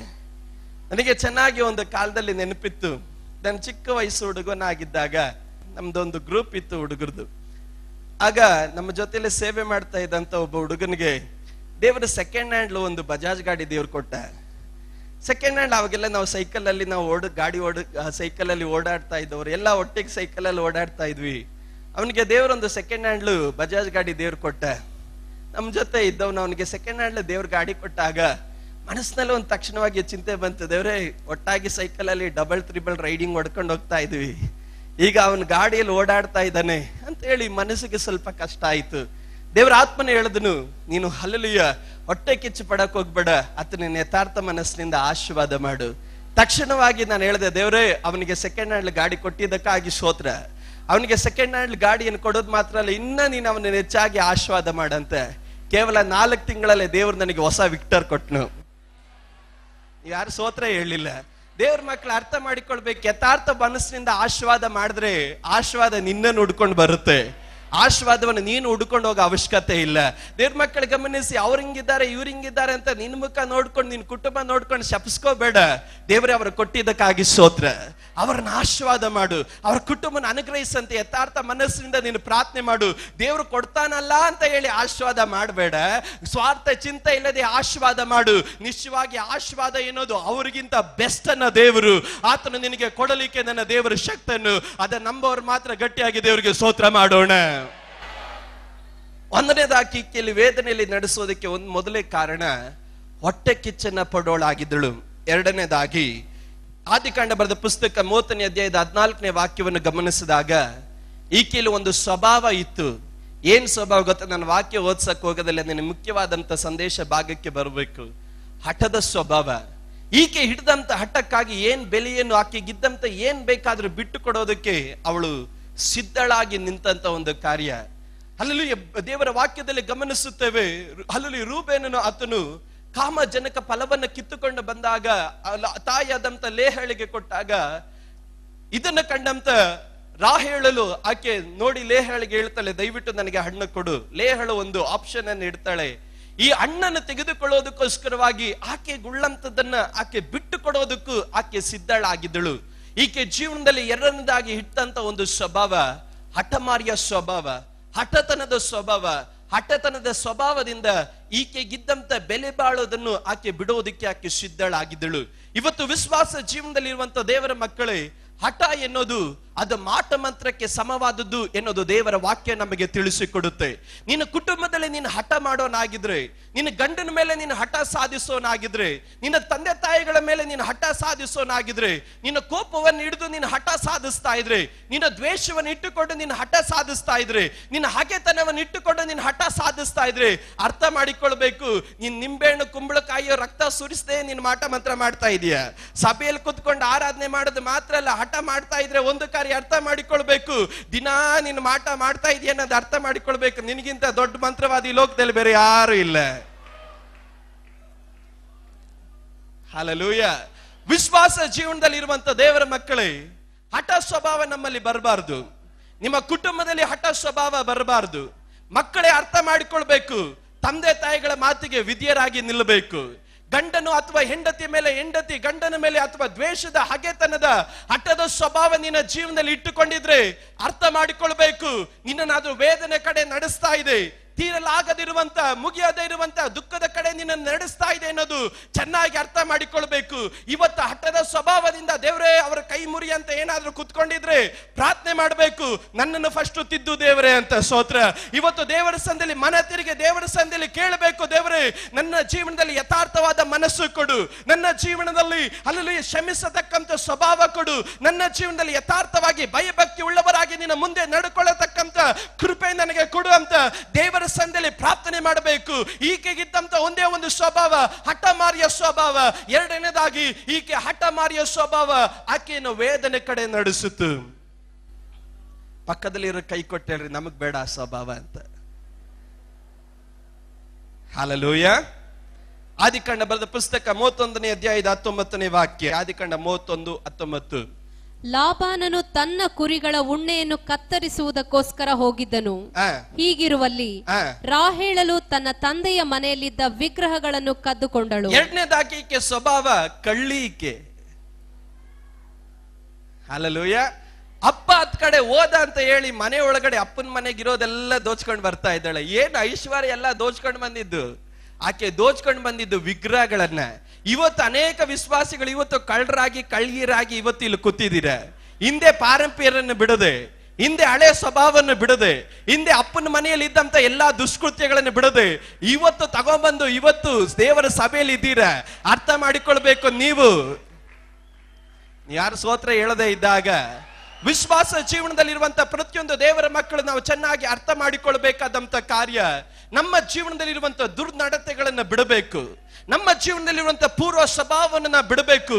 ಹಿಂದ್ಗಡೆ ನಾವು ಲಾಬಾನನ ಮನೆಯಲ್ಲಿ ದಾಸರಾಗಿದ್ವಿ, ಆದ್ರೆ ಇವತ್ತು ಕ್ರಿಸ್ತನಾಗಿರುವಂತ ಮೊದಲಿಂಗನ ಸಂಗಡವಾಗಿ ನಾವು ಪ್ರತಿಯೊಬ್ಬರು ಐಕ್ಯವಾಗಿದ್ದೇವೆ. ಆತನಲ್ಲಿ ನಾವು ನಿಶ್ಚಯ ಪಡಿಸಲ್ಪಟ್ಟಿದ್ದೇವೆ. ಆತನ ಎಲ್ಲಿ ಹೋಗ್ತಾನೋ ಅಲ್ಲಿಗೆ ನಾವು ಹೋಗಬೇಕೆಂದು ಕರೆಯಲ್ಪಟ್ಟವರು. ಯಾತ್ರೆ ನಾವು ಆರಂಭ ಮಾಡಿದ್ವಿ, ಆದ್ರೂ ಸಹ ಇವತ್ತು ಬಿಡಬೇಕಾದದನ್ನು ಬಿಡಲಿಲ್ಲ. ಯಾತ್ರೆಯನ್ನು ನಾವು ಆರಂಭ ಮಾಡಿದ್ವಿ, ಆದ್ರೂ ಇವತ್ತು ತ್ಯಜಿಸಬೇಕಾದಂತ ಅನೇಕ ಪೂರ್ವ ಸ್ವಭಾವಗಳನ್ನು ನಾವು ತ್ಯಜಿಸದಂತೆ ಇವತ್ತು ನಾವು ಅಲ್ಲೇ ನಾವು ಇಟ್ಟುಕೊಂಡಿದ್ದೇವೆ. ಸತ್ಯವೇದ ಗ್ರಂಥದಲ್ಲಿ ನಾವು ಗಮನಿಸಿದಾಗ, ದೇವರ ವಾಕ್ಯದಲ್ಲಿ ನಾವು ಗಮನಿಸ್ತೇವೆ, ಯಾಕೋಬನ ತನ್ನ ಯಾತ್ರೆಯನ್ನು ಮಾಡಿ ಹೋಗ್ತಾನೆ, ಲಾಬಾನನ್ನು ಹುಡುಕೊಂಡು ಬರ್ತಾ ಇದ್ದಾನೆ. ಲಾಬಾನ ಹುಡುಕೊಂಡು ಬಂದ ಆತನ ಹೇಳ್ದ, ನಮ್ಮ ಮನೆಯಲ್ಲಿರುವಂತಹ ದೇವರುಗಳನ್ನೆಲ್ಲ ಯಾರೋ ಕದ್ದುಕೊಂಡು ಹೋಗ್ಬಿಟ್ಟಿದ್ದಾರೆ, ಯಾಕೋಬನೇ ನೀನೇ ಕದ್ದುಕೊಂಡು ಬಂದಿರಬೇಕು ಅಂತ ಯಾಕೋಬನ ಬಳಿಯಲ್ಲಿ ಬಂದು ಲಾಬಾನನ್ನು ಹೇಳಿದಾಗ, ಲಾಬಾನ್ ನೋಡಿಕೊಂಡು ಮುಖ ಹೇಳ್ತಾನೆ, ಪರೀಕ್ಷೆ ಮಾಡ್ಕೋ, ನನ್ನ ಮನೆಯಲ್ಲಿ ಯಾವುದೇ ವಿಧವಾದಂತ ಹಲ್ಲೆಲೂಯ ವಿಗ್ರಹಗಳನ್ನ ಅಥವಾ ನಿನ್ನ ಉಳ್ಳಂತ ಯಾವ ಕಾರ್ಯವನ್ನು ಕಾಣೋದಿಲ್ಲ ಅಂತ ಹೇಳಿದಾಗ, ಲಾಬಾನನು ಒಂದೊಂದು ಗುಡಾರವನ್ನು ಚೆಕ್ ಮಾಡ್ತಾ ಇದ್ದಾನೆ. ದಾಸಿಯರ ಗುಡಾರಕ್ಕೆ ಹೋದ, ಲೇಹಳ ಗುಡಾರಕ್ಕೆ ಹೋದ, ಯಾಕೋಬನ ಗುಡಾರಕ್ಕೆ ಹೋದ, ಎಲ್ಲೂ ಏನು ತೊಂದರೆ ಆಗ್ಲಿಲ್ಲ. ಆದ್ರೆ ಸತ್ಯವೇದ ಗ್ರಂಥದಲ್ಲಿ ಗಮನಿಸ್ತೇವೆ, ರಾಹೇಳಲ್ಲಿ ಏನ್ ಮಾಡ್ಲು, ಅಪ್ಪನ ಮನೆಯಿಂದ ತಂದಂತ ವಿಗ್ರಹವನ್ನ ಒಂಟಿಯ ಚರ್ಮದಲ್ಲಿ ಸುತ್ತಾಕಿ, ದೇವರ ವಾಕ್ಯ ಹೇಳ್ತದೆ ಅದರ ಮೇಲೆ ಆಕೆ ಕೂತಿದ್ದಳು ಅಂತ. ದೇವರ ವಾಕ್ಯ ಹೇಳ್ತದೆ ಆಕೆ ಕೂತಿದ್ದಾಗ ಲಾಬಾನನು ಬರ್ತಾನೆ. ಲಾಬಾನನು ಬಂದಾಗ ಆಕೆ ಸುಳ್ಳು ಹೇಳ್ತಾ ಇದ್ದಾಳೆ, ಅಪ್ಪ ನಾನು ನಿನ್ ಮುಂದೆ ಎದ್ದು ನಿಂತ್ಕೊಂಡಿಲ್ಲ ಅಂತ ಹೇಳಿ ಬೇಜಾರು ಮಾಡ್ಕೋಬೇಡ, ಕಾರಣ ನನಗೆ ಮುಟ್ಟಾಗಿದೆ ಅಂತ. ಇವತ್ತು ದೇವ್ರ ಮಕ್ಕಳ ಗಮನಿಸಿ, ಇವತ್ತು ಅನೇಕ ವಿಶ್ವಾಸಿಗಳು ಪ್ರಾರ್ಥನೆ ಮಾಡ್ರಿ, ಪರಿಶುದ್ಧರಾಗಿ ನಿಲ್ರಿ ಅಂತ ಹೇಳಿದಾಗ ಅನೇಕರು ನಾವು ದೇವ್ರಿಗೆ ಹೇಳ್ತೀವಿ, ದೇವರೇ ಕೋಪಗೊಳ್ಬೇಡ, ಏನೋ ಸ್ವಲ್ಪ ಪ್ರಾಬ್ಲಮ್ ಇದೆ. ಪ್ರಾಬ್ಲಮ್ ಅಲ್ಲ, ನೀನು ಕುಳಿತುಕೊಂಡಿರೋ ಜಾಗ ಸರಿ ಇಲ್ಲ. ಹಲ್ಲೆಲೂಯ. ಇವತ್ತು ಅನೇಕ ವಿಶ್ವಾಸಿಗಳು ಹೇಳುವಂತ ಒಂದು ಕಾರ್ಯ, ನನ್ಗೆ ಅದಾಗಲ್ಲ ಬ್ರದರ್, ಇದಾಗಲ್ಲ ಬ್ರದರ್, ಹಂಗ್ ಮಾಡಕ್ಕಾಗಲ್ಲ, ಹಿಂಗ್ ಮಾಡಕ್ಕಾಗಲ್ಲ, ಹಿಂಗ್ ಜೀವಿಸಕ್ಕಾಗಲ್ಲ, ಹಂಗ್ ಜೀವಿಸಕ್ಕಾಗಲ್ಲ, ಹಿಂಗ್ ನಡೆಯಕ್ಕಾಗಲ್ಲ, ಹಂಗ್ ನಡೆಯಕ್ಕಾಗಲ್ಲ. ಎಲ್ಲಾ ನಡಿಬಹುದು. ಬೇರೆಯವ್ರು ಮಾಡ್ತಾರೆ, ನಿನ್ನ ಕೈಯಲ್ಲಿ ಏನಕ್ಕೆ ಮಾಡಕ್ ಆಗ್ತಾ ಇಲ್ಲ. ಬೇರೆಯವ್ರು ಜೀವಿಸ್ತಾ ಇದ್ರೆ ನಿನ್ನ ಕೈಯಲ್ಲಿ ಏನಕ್ಕೆ ಜೀವಿಸಕ್ ಆಗ್ತಾ ಇಲ್ಲ. ಬೇರೆಯವ್ರು ಆರಾಧನೆ ಮಾಡ್ತಾ ಇದ್ರೆ ನಿನ್ನ ಕೈಯಲ್ಲಿ ಏನಕ್ಕೆ ಆರಾಧನೆ ಮಾಡಕ್ ಆಗ್ತಾ ಇಲ್ಲ. ಅಪ್ಪನ ಮನೆಯಿಂದ ತಗೋಬಂದು ಕೂತ್ಕೊಂಡಿದ್ಯಾ, ಕೂತ್ಕೊಂಡು ಹೇಳ್ತೀಯ ನನಗೆ ಎದ್ದೋಳಕ್ ಆಗಲ್ಲ, ಕ್ಷಮಿಸು ಅಂತ. ಇವತ್ತು ದೇವರ ಮಕ್ಕಳ ಗಮನಿಸಿ, ಪೂರ್ವ ಸ್ವಭಾವ ನಿನ್ನಲ್ಲಿದ್ರೆ ಅರ್ಥ ಮಾಡಿಕೊಳ್ಬೇಕು, ಸುಳ್ಳು ಏನೋದು ನಿನ್ನ ಬಾಯಲ್ಲಿ ಬರ್ತಾನೆ ಇರುತ್ತೆ. ವಿಶ್ವಾಸ ಜೀವನದಲ್ಲಿ ಇರುವಂತಹ ದೇವರ ಮಕ್ಕಳು ನಮ್ಮ ಪೂರ್ವ ಸ್ವಭಾವವನ್ನು ಬಿಟ್ಟು ಬಿಡಬೇಕು. ನಮ್ಮ ಪೂರ್ವದಲ್ಲಿ ನಮ್ಮ ಇದ್ದಂತ ಎಲ್ಲ ಕರ್ಮಗಳನ್ನು ಬಿಟ್ಟು ಕೊಡಬೇಕು. ದೇವರ ವಾಕ್ಯ ಹೇಳ್ತದೆ, ಒಬ್ಬನು ಕ್ರಿಸ್ತನಲ್ಲಾದ್ರೆ ಅವನ ನೂತನ ಸೃಷ್ಟಿಯಾಗಿದ್ದಾನೆ, ಹಳೆಯ ಸಂಗತಿಗಳೆಲ್ಲ ಹೋಗಿ ಎಲ್ಲವೂ ನೂತನವಾಯಿತು ಎನ್ನುವುದು ದೇವರ ವಾಕ್ಯ ನಮಗೆ ತಿಳಿಸಿಕೊಡುತ್ತೆ. ಇವತ್ತು ಲೋಕದ ಅಪ್ಪನ ಯಾವುದೇ ವಿಧವಾದಂತ ವಿಗ್ರಹ ನಮಗೆ ಬೇಕಾಗಿಲ್ಲ, ಬಿಟ್ಟು ಬನ್ರಿ. ತಂದೆ ಇವತ್ತು ತನ್ನ ಮನೆಯ ಕುರಿತಾಗಿ ಹೇಳ್ತಾನೆ, ನನ್ನ ಮನೆ ಪರಿಶುದ್ಧ ಮನೆ ಅಂತ. ತಂದೆ ತನ್ನ ಜನರ ಕುರಿತಾಗಿ ಹೇಳ್ತಾನೆ, ನನ್ನ ಸಭೆ ಪರಿಶುದ್ಧವಾದ ಮೊದಲ ಗಿತ್ತಿ ಅಂತ. ತಂದೆ ತನ್ನ ಜನರ ಕುರಿತಾಗಿ ಹೇಳ್ತಾನೆ, ನನ್ನ ಸಭೆಯಲ್ಲಿ ಯಾವುದೇ ವಿಧ ದೋಷ ಕಾಣೋದಿಲ್ಲ ಅಂತ. ತಂದೆ ನಿನ್ನನ್ನು ಪ್ರೀತಿಸ್ತಾನೆ, ತಂದೆ ನಿನ್ನ ಮೇಲೆ ನಂಬಿಕೆ ಇಟ್ಟಿದ್ದಾನೆ, ತಂದೆ ನಿನ್ನನ್ನು ತನ್ನ ಸೇವೆಗಾಗಿ ಕರೆದಿದ್ದಾನೆ, ತಂದೆ ನಿನ್ನನ್ನು ವಾಗ್ದಾನದ ದೇಶಕ್ಕೆ ಅಥವಾ ಹೊಸ ಯೆರೂಸಲೇಮಿಗೆ ಕರೆದುಕೊಂಡು ಹೋಗೋದಕ್ಕೆ ಆತನು ನಿನ್ನನ್ನು ಗುಡಾರದಲ್ಲಿ ಇಟ್ಟಿದ್ದಾನೆ. ತಂದೆ ನಿನ್ನ ಮೇಲೆ ನಂಬಿಕೆ ಇಟ್ಟಾಗ ಆ ನಂಬಿಕೆಯನ್ನು ನೀನು ತಂದೆಗೆ ತೋರಿಸೋದಕ್ಕಾಗೋದಿಲ್ವಾ? ಇವತ್ತು ನೀನು ಎದ್ದು ನಿಂತುಕೊಳ್ಳದಂತೆ ಕೂತ್ಕೊಂಡು ನೀನು ನೆಪವನ್ನು ಹೇಳಬೇಕಾದ್ರೆ ಅರ್ಥ ಮಾಡಿಕೊಳ್ಬೇಕು. ಯಾಕೋಬನು ಒಂದು ಮಾತನ್ನು ಹೇಳ್ತಾನೆ, ಈ ವಿಗ್ರಹ ಯಾರ ಕೈಯಲ್ಲಿದೆಯೋ ಅವನು ಸಾಯ್ಬೇಕು. ನೀನ್ ನೆಪ ಹೇಳ್ಕೊಂಡು ಜೀವನ ಮಾಡ್ತಾ ಇದ್ರೆ ಅರ್ಥ ಮಾಡಿಕೊಳ್ಬೇಕು, ನೀನು ಆತ್ಮಿಕ ಮನುಷ್ಯನು ದಿನ ದಿನ ಸಾಯ್ತಾ ಇರ್ತಾನೆ. ನೀನ್ ನೆಪ ಹೇಳ್ಕೊಂಡು ಜೀವನ ಮಾಡ್ಬೇಕಾದ್ರೆ ತುಂಬಾ ದಿವಸ ಯಾತ್ರೆ ಮುಂದುವರಿಯಲ್ಲ. ನಿನ್ ನೆಪ ಹೇಳ್ಕೊಂಡು ನಿನ್ ಜೀವನ ಮಾಡ್ಬೇಕಾದ್ರೆ ಕೂಟಕ್ಕೆ ಬರಕ್ಕಾಗಲ್ಲ, ಉಪವಾಸ ಮಾಡಕ್ಕಾಗಲ್ಲ, ಪ್ರಾರ್ಥನೆ ಮಾಡಕ್ಕಾಗಲ್ಲ, ಬೈಬಲ್ ಓದಕ್ಕಾಗಲ್ಲ, ಪ್ರೀತಿಸಕ್ಕಾಗಲ್ಲ, ಕ್ಷಮಿಸಕ್ಕಾಗಲ್ಲ, ಆಶೀರ್ವಾದ ಮಾಡಕ್ಕಾಗಲ್ಲ, ದೇವರಿಗೆ ಸ್ತೋತ್ರ ಕಾಣಿಕೆ ಕೊಡಕ್ಕಾಗಲ್ಲ, ದಶಾಂಶ ಕೊಡಕ್ಕಾಗಲ್ಲ, ನೆಪ ಹೇಳ್ಕೊಂಡಿದ್ರೆ ತುಂಬಾ ದಿವಸ ಯಾತ್ರೆ ಹೋಗಲ್ಲ. ನೀನಾಗಿರೋ ಸ್ಥಳದಿಂದ ಎದ್ದುಳು, ನೀನಾಗಿರೋ ಸ್ಥಳದಿಂದ ಬಿಟ್ಟು ಹೊರಗಡೆ ಬಾ. ಇವತ್ತು ನಿನ್ನ ಜೀವನದಲ್ಲಿ ಬೆನ್ಯಾಮೀನ್ ಆಶೀರ್ವದಿಸಲ್ಪಟ್ಟವನು ಬರಬೇಕಾದ್ರೆ ನಿನ್ನ ಜೀವನದಲ್ಲಿ ನೀನು ಆಗಿರುವಂತ ಸ್ಥಳದಿಂದ ಎದ್ದು ಬರಬೇಕಾಗಿ ದೇವರು ಅಪೇಕ್ಷಿಸ್ತಾನೆ. ನನ್ನ ರಾತ್ರಿ ನಾನು ಪ್ರಾರ್ಥನೆ ಮಾಡಬೇಕಾದ್ರೆ ದೇವರಾತ್ಮನೇ ವಾಕ್ಯದಲ್ಲಿ ನನಗೆ ಬಲವಾಗಿ ಒಂದು ಮಾತು ಹೇಳಿದನು, ನನ್ನ ಜನರ ಮೇಲೆ ನಾನು ನಂಬಿಕೆ ಇಟ್ಟಿದ್ದೇನೆ, ನನ್ನ ಜನರನ್ನು ನಾನು ಬಹಳವಾಗಿ ಪ್ರೀತಿಸ್ತೇನೆ, ಆದ್ರೆ ನನ್ನ ಜನರು ನಮ್ಮ ರಹಸ್ಯ ಪಾಪಗಳಿಂದ ನನಗೆ ದ್ರೋಹ ಮಾಡ್ತಾ ಇದ್ದಾರೆ. ಅವರು ಕುಳಿತಿರೋ ಸ್ಥಳದಿಂದ ಎದ್ದು ಬರಲಿ, ನಾನು ಅವ್ರನ್ನ ಕೈ ಹಿಡಿದು ವಾಗ್ದಾನದ ದೇಶಕ್ಕೆ ನಾನು ನಡೆಸುತ್ತೇನೆ ಅನ್ನೋದು ದೇವರಾತನ ವಾಗ್ದಾನ ಮಾಡ್ತಾ ಇದ್ದಾನೆ. ಇವತ್ತು ನನ್ನನ್ನು ಕೇಳುವಂತ ದೇವರ ಮಕ್ಕಳೇ, ಭಾನುವಾರ ದೇವರ ಪ್ರೀತಿಯ ಹಸ್ತ ನೀನು ಕುಳಿತಿರೋ ಸ್ಥಳದಲ್ಲಿ ಎದ್ದು ಇಳಿದು ಬರ್ತಾ ಇದೆ. ಇವತ್ತು ನಿನ್ನ ವಿಷಯದಲ್ಲಿ ಎಲ್ಲಿ ಎದ್ದು ಬರಕ್ಕಾಗದಂತೆ ಇವತ್ತು ನೀನು ಭಾರ ಪಡ್ತಾ ಇದೆಯೋ, ದೇವರ ಸಂದಲ್ಲಿ ಹೇಳು, ಕರ್ತನೆ ನನ್ನನ್ನು ಕ್ಷಮಿಸು ಅಪ್ಪ. ಯಾಕೋಬನು ತಾನು ಹಲಲು ದೇವರ ವಾಕ್ಯದಲ್ಲಿ ಎಫೆಸಿಯರ್ ಬರೆದ ಪತ್ರಿಕೆ 5ನೇ ಅಧ್ಯಾಯದ 5ನೇ ವಾಕ್ಯ ದೇವರ ವಾಕ್ಯದಲ್ಲಿ, ಹಲ್ಲೆಲೂಯ, ಕೊಲೋಸ್ಯರ್ ಬರೆದ ಪತ್ರಿಕೆ 3ನೇ ಅಧ್ಯಾಯದ 5ನೇ ವಾಕ್ಯ ಹೇಳ್ತದೆ, ಸಕಲ ದುಷ್ಕೃತ್ಯಗಳನ್ನು ವಿಸರ್ಜಿಸಿ ಬಿಡ್ರಿ, ಲೋಭಕ್ಕೆ ಸಮವಾಗಿರುವಂತ ವಿಗ್ರಹ ಆರಾಧನೆಯನ್ನ ನೀವು ಬಿಟ್ಟು ಬಿಡ್ರಿ ಅನ್ನೋದು ದೇವರ ವಾಕ್ಯ ನಮಗೆ ತಿಳಿಸಿಕೊಡುತ್ತೆ. ಇವತ್ತು ದೇವರ ಮಕ್ಕಳು ಗಮನಿಸಿ, ದೇವರು ನಮ್ಮಿಂದ ಏನ್ ಬಿಡಲಿಕ್ಕಾಗಿ ಅಪೇಕ್ಷಿಸ್ತಾನೋ ಬಿಡೋದಕ್ಕೆ ಸಿದ್ಧರಾಗ್ರಿ. ನಿನ್ನನ್ನು ಕೈ ಹಿಡಿದು ನಡೆಸೋದಕ್ಕೆ ನನ್ನ ದೇವರು ಸಿದ್ಧನಾಗಿದ್ದಾನೆ. ಎಲ್ಲಿವರೆಗೂ ದೇವರ ಸನ್ನಿಧಿಯಲ್ಲಿ ನಿನ್ನ ಬೆಲೆ ತೆತ್ತೋದಕ್ಕೆ ನಿನಗೆ ಮನಸ್ಸಿಲ್ವೋ ಅಲ್ಲಿವರೆಗೂ ದೇವರು ನಿನ್ನ ಕೈ ಹಿಡಿಯೋದಕ್ಕೆ ಅವನು ಇಷ್ಟಪಡೋದಿಲ್ಲ. ಯಾವಾಗ ನನಗೆ ಈ ವಿಗ್ರಹಗಳು ಬೇಡ, ಅಪ್ಪನ ಮನೆಯ ಸುಖ, ಅಪ್ಪನ ಮನೆಯಲ್ಲಿರುವಂತ ಯಾವುದೇ ವಿಧವಾದಂತ ವಿಗ್ರಹಗಳದ ಅಲ್ಲಿ ಆರಾಧನೆ ನನಗೆ ಬೇಡ, ಇವತ್ತು ಒಳ್ಳೆ ಮೊದಲಿಂಗನಾಗಿರುವಂತ ಕ್ರಿಸ್ತನ ಸಂಗಡ ನಾನು ನಿಶ್ಚಯಿಸಲ್ಪಟ್ಟಿದ್ದೇನೆ.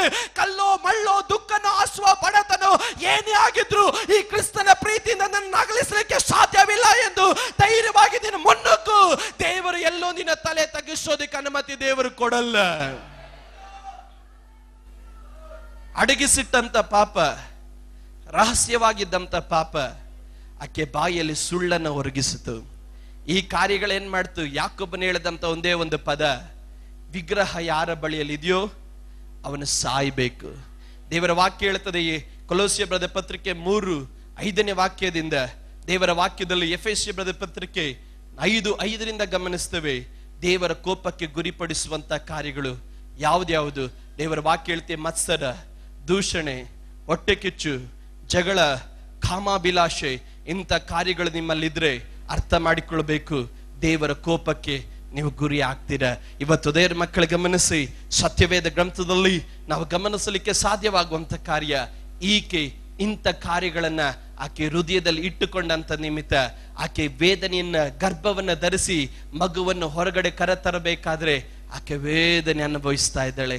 ದೇವರು ಆಕೆ ಪ್ರಾರ್ಥನೆ ಕೇಳಿ ಕೊಟ್ಟನು, ಆದ್ರೆ ಈಕೆ ಜೀವನದಲ್ಲಿ ಇದ್ದಂತ ದೋಷ ಏನ್ ಮಾಡ್ತು?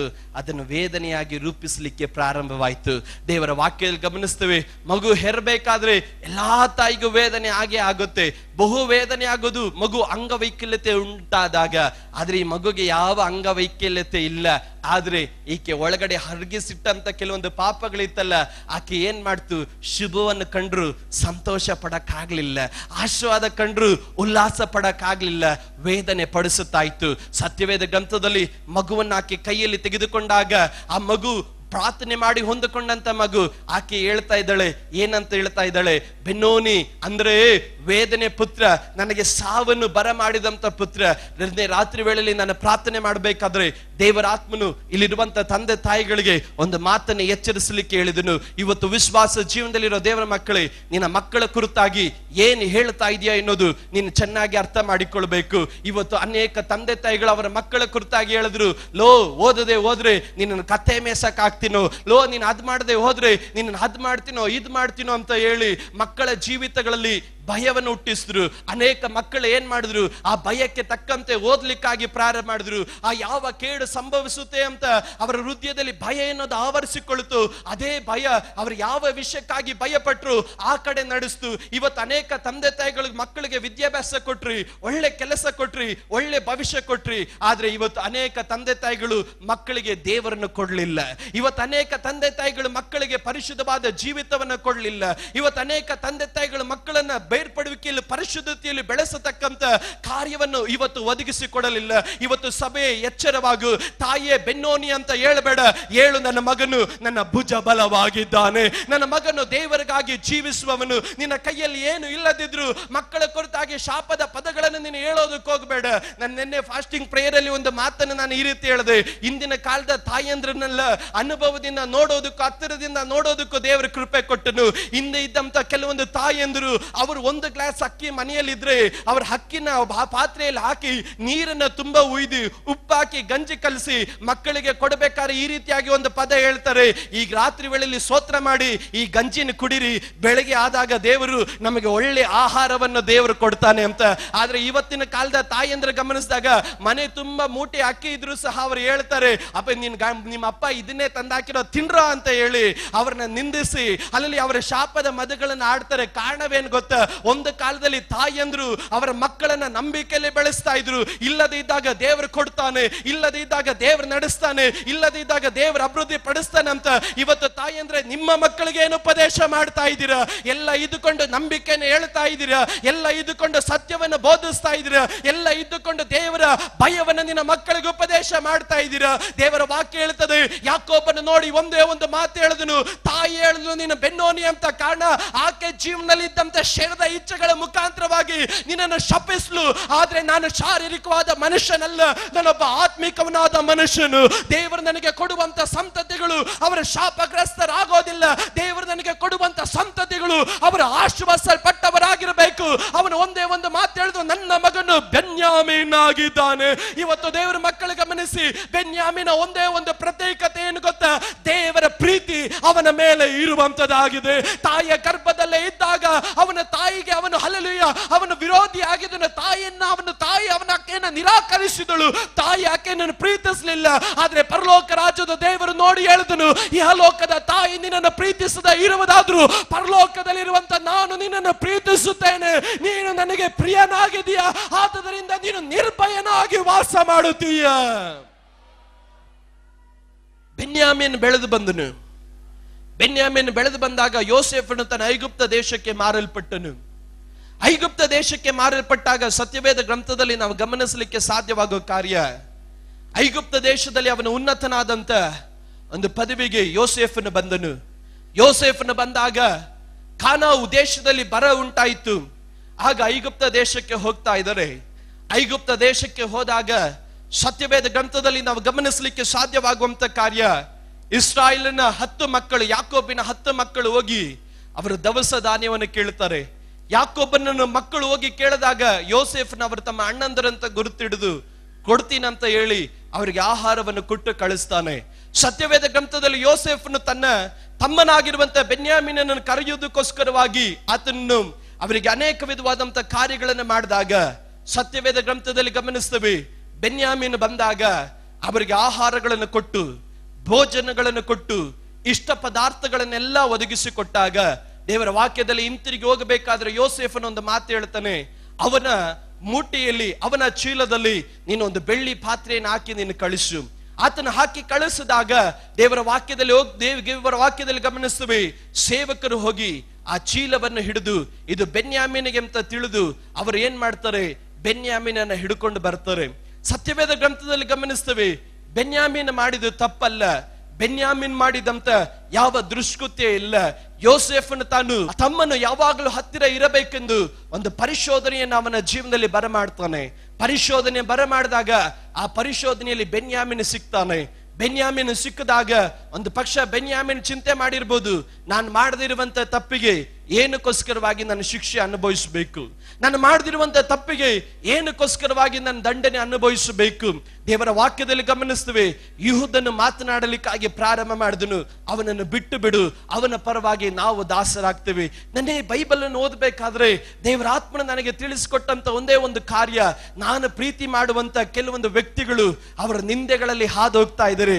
ಅವ್ರಿಗೊಂದೇ ಒಂದು ಮಾತೇಳು, ನಿನ್ನ ಚೀಲದಲ್ಲಿ ಬೆಳ್ಳಿ ಪಾತ್ರೆ ಸಿಕ್ಕಿದ್ದು ಒಳ್ಳೆಯದಕ್ಕೆ, ನಿನ್ನನ್ನ ಸೈನಿಕರು ಹಿಡಿಯೋದು ಒಳ್ಳೆಯದಕ್ಕೆ, ಯಾತ್ರೆಯಲ್ಲಿ ಹೋಗುತ್ತಾ ಇದ್ದಂತ ನಿನ್ನನ್ನ ಮತ್ತೆ ನ್ಯಾಯಾಸನದ ಮುಂದೆ ನಿಲ್ಲಿಸೋದು ಒಳ್ಳೆಯದಕ್ಕೆ.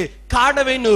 ದೂರವಾಗಿರುವಂತ ನಿನ್ನನ್ನ ನನ್ನ ಸನ್ನಿಧಿ ಹತ್ತಿರಕ್ಕೆ ಕರೆತರೋದಕ್ಕೆ ನಾನು ನಿನ್ನ ಜೀವನದಲ್ಲಿ ಕೆಲವೊಂದು ಪರಿಶೋಧನೆಗಳನ್ನ ಬರಮಾಡಿದ್ದೇನೆ. ನಿಂದೆಗಳು ಬಂದ್ರು, ಪ್ರತಿಕೂಲಗಳು ಬಂದ್ರು, ಏನಕ್ಕೆ ದೇವರೇ ನನ್ನ ಜೀವನದಲ್ಲಿ ಈ ರೀತಿ ಅಂತ ಹೇಳಿ ಪ್ರಶ್ನೆ ಮಾಡೋದಕ್ಕೆ ಹೋಗ್ಬೇಡ. ಸ್ತೋತ್ರ ಮಾಡು. ನಿನ್ನ ಜೀವನದಲ್ಲಿ ನಷ್ಟವಾದ ಸ್ಥಾನದಿಂದ ನಾನು ನಿನಗೆ ಪುನರ್ ಸ್ಥಾಪನೆ ಮಾಡುತ್ತೇನೆ ಅನ್ನೋದು ದೇವರ ಒಂದು ಆಲೋಚನೆ. ಇವತ್ತು ನನ್ನನ್ನು ಕೇಳುವಂತ ಪ್ರತಿಯೊಂದು ದೇವರ ಮಕ್ಕಳೇ, ಜನರು ನಿನ್ನ ವಿರುದ್ಧವಾಗಿ ಸುಳ್ಳು ಸುಳ್ಳು ಮಾತುಗಳನ್ನ ತಪ್ಪಾಗಿ ನಿನ್ನ ಮೇಲೆ ಒರೆಸ್ರೆ ನೀನು ಭಾರ ಪಡಕ್ ಹೋಗ್ಬೇಡ. ಕಾರಣ ನೀನು ಪ್ರಿಯನಾಗಿದ್ದೀಯ. ಯೋಸೇಫನು ತನ್ನ ಬೆನ್ಯಾಮೀನಿಗೆ ಪ್ರಿಯನಾದಂತ ನಿಮಿತ್ತವಾಗಿ ಅವನ ಜೀವನದಲ್ಲಿ ಅವನ ಚೀಲದಲ್ಲಿ ಬೆಳ್ಳಿ ಪಾತ್ರೆಯನ್ನು ಇಡೋದಿಕ್ಕೆ ಅವನು ಹೇಳಿದ್ದು. ಇವತ್ತು ದೇವರ ಮಕ್ಕಳೇ, ನೀನು ದೇವರಿಗೆ ಪ್ರಿಯನಾಗಿರುವಂತ ನಿಮಿತ್ತವಾಗಿ ನಿನಗೆ ಹೋರಾಟಗಳು ಬರುತ್ತೆ, ನಿನಗೆ ಪರಿಶೋಧನೆಗಳು ಬರುತ್ತೆ. ದೇವರ ಸಂಕಲ್ಪದ ಮೇರೆಗೆ ಕರೆಯಲ್ಪಟ್ಟು ಆತನನ್ನು ಪ್ರೀತಿಸುವ ಹಿತಕ್ಕಾಗಿ ನನ್ನ ದೇವರು ಏನೇ ಮಾಡಿದ್ರು ಎಲ್ಲ ಒಳ್ಳೆಯದಕ್ಕಾಗಿ ನನ್ನ ದೇವರು ಮಾಡುತ್ತಾನೆ. ಇವತ್ತು ದೇವರ ಮಕ್ಕಳೇ, ಪ್ರಿಯನಾಗಿದ್ದೀಯ ಅಂತ ಹೇಳಿ ನನಗೆ ಏನಕ್ಕೆ ಪರಿಶೋಧನೆ ಅಂತ ಹೇಳಿ ಭಾರ ಪಡೋದಕ್ಕೆ ಹೋಗಬೇಡ. ನಿನಗೆ ನಿಂದೆಗಳು ಬಂದ್ರೆ, ನಿನಗೆ ಪರಿಶೋಧನೆಗಳು ಬಂದ್ರೆ ಅರ್ಥ ಮಾಡಿಕೊಳ್ಳಬೇಕು, ತಂದೆ ನಿನ್ನನ್ನು ತನ್ನ ಸನ್ನಿಧಿಯ ಹತ್ತಿರಕ್ಕೆ ಕರೆತಾ ಇದ್ದಾನೆ. ಏನಕ್ಕಾಗಿ ಕರೆ ತರ್ತಾ ಇದ್ದಾನೆ?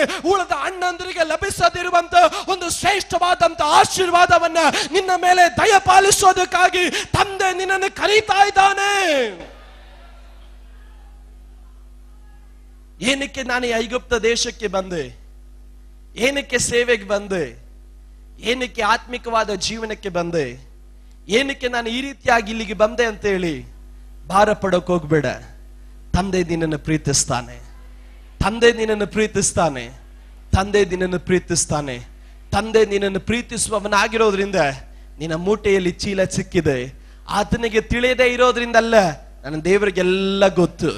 ನನ್ನ ದೇವರ ಸಮಸ್ತವನ್ನು ಬಲ್ಲವನ್ನು ತಕ್ಕ ಸಮಯವಾದಾಗ ನಿನ್ನನ್ನು ದೇವರು ಯಾವ ಸಮಯದಲ್ಲಿ ಸನ್ಮಾನಿಸಬೇಕು ಆ ಸಮಯದಲ್ಲಿ ದೇವರು ಸನ್ಮಾನಿಸ್ತಾನೆ.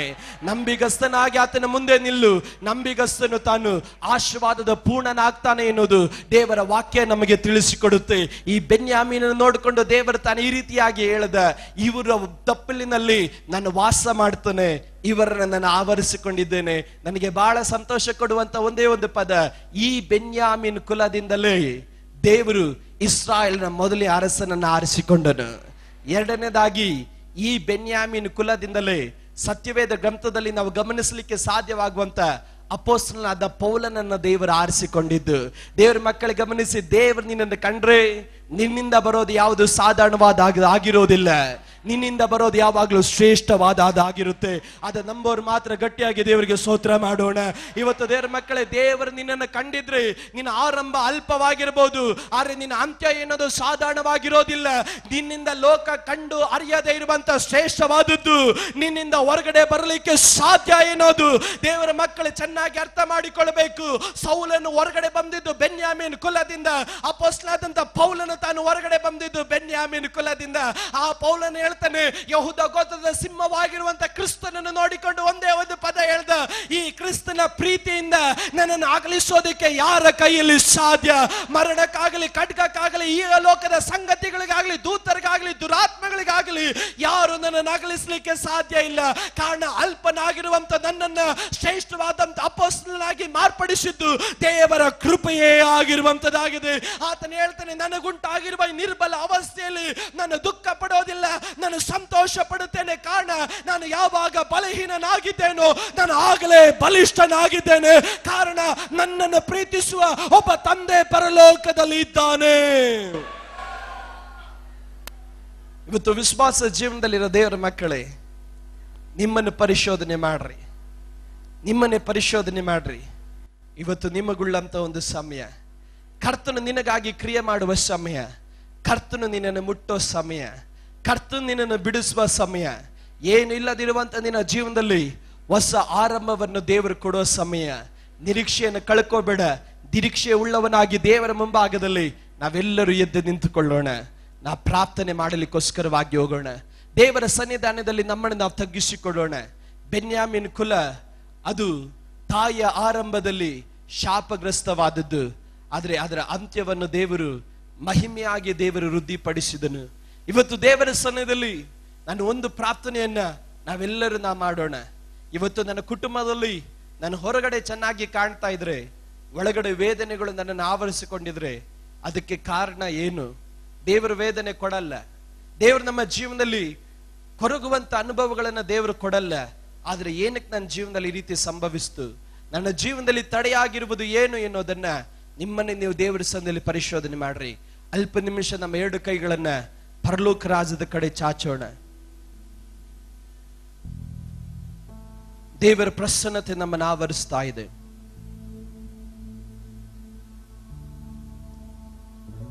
ಇವತ್ತು ನೀನು ಕೇಳಿ ಪಡ್ಕೊಂಡಂತ ಕಾರ್ಯಗಳು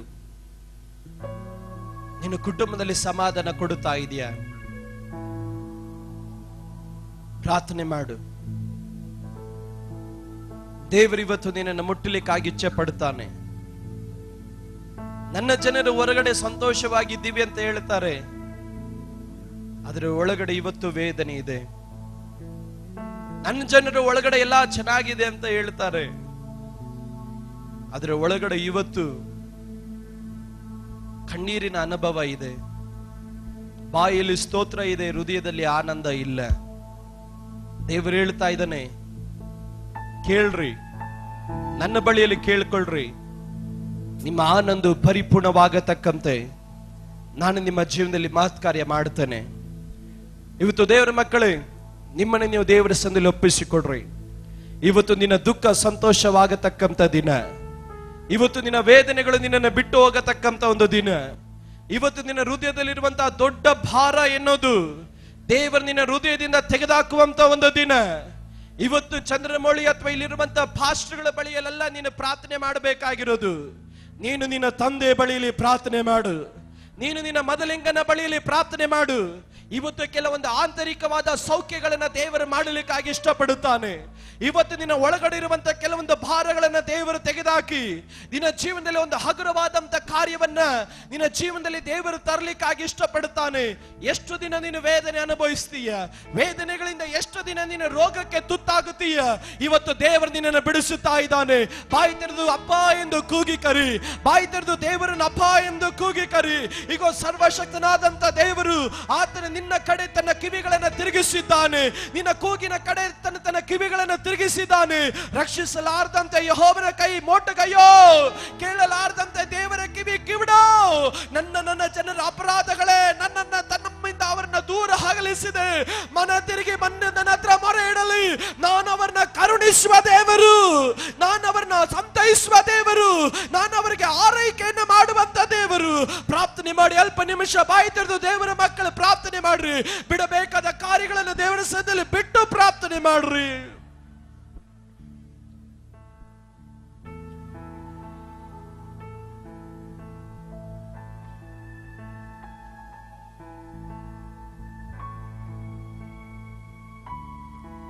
ಪ್ರಾರ್ಥನೆ ಮಾಡ್ರಿ. ಅದೇ ಹಠ ಸ್ವಭಾವ ಇಟ್ಟುಕೊಂಡು ಮನೆಗೆ ಹೋಗಬೇಡ. ಅದೇ ಹಗೆತನ ಇಟ್ಟುಕೊಂಡು ಮನೆಗೆ ಹೋಗಬೇಡ. ಅದೇ ವಿಗ್ರಹ ಆರಾಧನೆ ಇಟ್ಟುಕೊಂಡು ಮನೆಗೆ ಹೋಗಬೇಡ. ಅದೇ ಸುಳ್ಳು ಇಟ್ಟುಕೊಂಡು ಮನೆಗೆ ಹೋಗಬೇಡ. ಅದು ಇನ್ನ ನಿನ್ನ ವೇದನೆ ಕಡೆ ನಡೆಸುತ್ತೆ. ಬಿಟ್ಟು ಬಾ ಸಭೆಯೇ, ಬಿಟ್ಟು ಬಾ ಸಭೆಯೇ. ಇವತ್ತು ದೇವರ ಸನ್ನಿಧಿಯಲ್ಲಿ ಪ್ರಾರ್ಥನೆ ಮಾಡ್ರಿ. ದೇವರೇ, ಕ್ರಿಸ್ತ ಯೇಸುವಿನಲ್ಲಿರುವ ಮನಸ್ಸು ನನಗೆ ಕೊಡಪ್ಪ. ಕ್ರಿಸ್ತ ಯೇಸುವಿನಲ್ಲಿರುವ ಮನಸ್ಸು ನನಗೆ ಕೊಡು.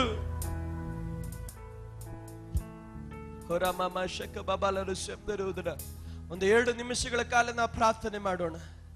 2 ನಿಮಿಷಗಳ ಕಾಲ ಪ್ರಾರ್ಥನೆ ಮಾಡೋಣ. ಒಂದು ದೊಡ್ಡ ದೇವರ ಬೆಂಕಿ ನಿಮಿಷದಲ್ಲಿ ನಮ್ಮ ಮಧ್ಯದಲ್ಲಿ ಇಳಿದು ಬರ್ಲಿಕ್ಕೆ ಹೋಗುತ್ತೆ. ನಿನ್ನಲ್ಲಿರುವಂತಹ ಕೆಲವೊಂದು ಅಶುದ್ಧಗಳನ್ನ ದಹಿಸಲಿಕ್ಕೆ ಹೋಗುತ್ತೆ. ಅದಕ್ಕೆ ಮುಂಚಿತವಾಗಿ ನಿನ್ನನೆ ನಿನ್ನ ಕರ್ತನ ಯಜ್ಞಪೀಠದ ಮುಂದೆ ಸಮರ್ಪಿಸು. ಕರ್ತನ ಯಜ್ಞಪೀಠದ ಮುಂದೆ ನಿನ್ನನೆ ನೀನು ಸಮರ್ಪಿಸು. ಪಾಪಗಳನ್ನ ದೋಷಗಳನ್ನ ಮುಚ್ಚಿ ಬಿಡುವವನಿಗೆ ಎಂದಿಗೂ ಶುಭ ದೊರಕದು. ಅದನ್ನು ಹರಕೆ ಮಾಡಿ ಬಿಟ್ಟು ಬಿಡುವವನಿಗೂ ದೇವರ ದಯೆ ದೊರಕುತ್ತೆ ಎನ್ನುವುದು ದೇವರ ವಾಕ್ಯ ನಮಗೆ ತಿಳಿಸಿಕೊಡುತ್ತೆ. ದೇವರ ಸನ್ನಿಧಿಯಲ್ಲಿ ಬಾಯಿ ತೆರೆದು ಪ್ರಾರ್ಥನೆ ಮಾಡು. ದೇವರ ಸನ್ನಿಧಿಯಲ್ಲಿ ಬಾಯಿ ತೆರೆದು ಪ್ರಾರ್ಥನೆ ಮಾಡು. ಒಂದು ಅಲ್ಪ ನಿಮಿಷ ನಿಮ್ಮನ್ನು ನೀವು ದೇವರ ಸನ್ನಿಧಿಯಲ್ಲಿ ತಗ್ಗಿಸಿಕೊಡ್ರಿ. ಒಂದು ದೊಡ್ಡ ಬೆಂಕಿಯನ್ನು ಅನ್ನೋದು ನಿಮ್ಮ ಶರೀರಗಳಲ್ಲಿ ಇಳಿಯಲಿಕ್ಕೆ ಹೋಗುತ್ತೆ. ಒಂದು ದೊಡ್ಡ ದೇವರ ಬೆಂಕಿ ಅನ್ನೋದು ನಿಮ್ಮ ಶರೀರವನ್ನು ಆವರಿಸಲಿಕ್ಕೆ ಹೋಗುತ್ತೆ. ನಿನ್ನಲ್ಲಿ ದಹಿಸಬೇಕಾದದ್ದು ಎಲ್ಲವನ್ನು ದಹಿಸಿ ನಿನ್ನನ್ನು ಯಥಾರ್ಥ ಮನಸ್ಸುಳ್ಳವನಾಗಿ ಒಂದು ಹೊಸ ದರ್ಶನದೊಟ್ಟಿಗೆ, ಒಂದು ಹೊಸ ಮನೋಭಾವನೆಯೊಟ್ಟಿಗೆ, ಒಂದು ಹೊಸ ಹಲ್ಲೆಲೂಯ, ಒಂದು ಹೊಸ ವಾಗ್ದಾನದೊಟ್ಟಿಗೆ ಇವತ್ತು ಕರ್ತನು ನಿನ್ನನ್ನು ಕರೆದುಕೊಂಡು ಹೋಗ್ಲಿಕ್ಕಾಗಿ ಆತನ ಇಚ್ಛೆ ಪಡುತ್ತಾನೆ. ದೇವರ ಸನ್ನಿಧಿಯಲ್ಲಿ ಅದಕ್ಕಿಂತ ಮುಂಚಿತವಾಗಿ ಪ್ರಾರ್ಥನೆ ಮಾಡು. ದೇವರೇ, ನನಗೆ ಹಳೆ ಜೀವಿತ ಬೇಕಾಗಿಲ್ಲ. ಕರ್ತನೆ, ಹಳೆ ನಿನ್ನನ್ನು ದ್ರೋಹ ಪಡಿಸತಕ್ಕಂಥ ನಿನಗೆ ಮೆಚ್ಚುಗೆ ಇಲ್ಲದಿರುವಂತ ಜೀವಿತ ನನಗೆ ಬೇಕಾಗಿಲ್ಲ. ನನಗೊಂದು ನಿನಗೆ ಮೆಚ್ಚುಗೆ ಉಳ್ಳಂತ ಒಂದು ಜೀವಿತವನ್ನ ನನಗೆ ದಯಪಾಲಿಸು ಎಂದು ಪ್ರಾರ್ಥನೆ ಮಾಡಿ. ಎಲ್ಲರೂ ಗಟ್ಟಿಯಾಗಿ ಪ್ರಾರ್ಥನೆ ಮಾಡ್ರಿ. ಈ ನಿಮಿಷ ತಮ್ಮ ಜೀವಿತಗಳನ್ನ ಕರ್ತನ ಸನ್ನಿಧಿಯಲ್ಲಿ ಒಪ್ಪಿಸಿಕೊಡುವವರ ಮೇಲೆ ಕರ್ತನ ಬೆಂಕಿ ಇಳಿದು ಬರುವಂತ ನಿಮಿಷ, ಕರ್ತನ ಬೆಂಕಿ ಇಳಿದು ಬರುವಂತ ನಿಮಿಷ, ಕರ್ತನ ಬೆಂಕಿ ಇಳಿದು ಬರುವಂತ ನಿಮಿಷ.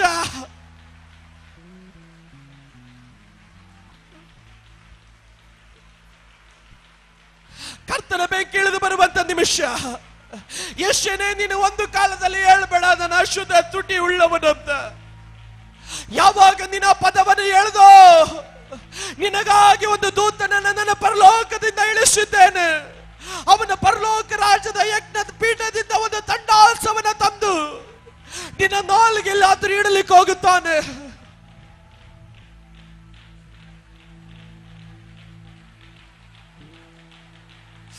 Presence of God, presence of God, presence of God, presence of God, presence of God.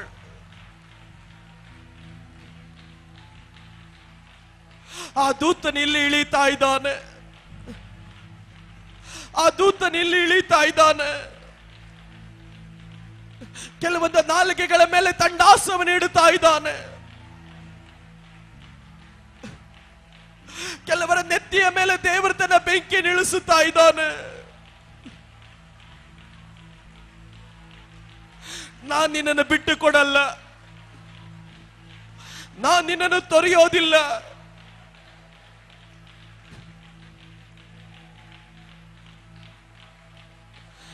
ನನಗೆ ನೀನು ಬೇಕು,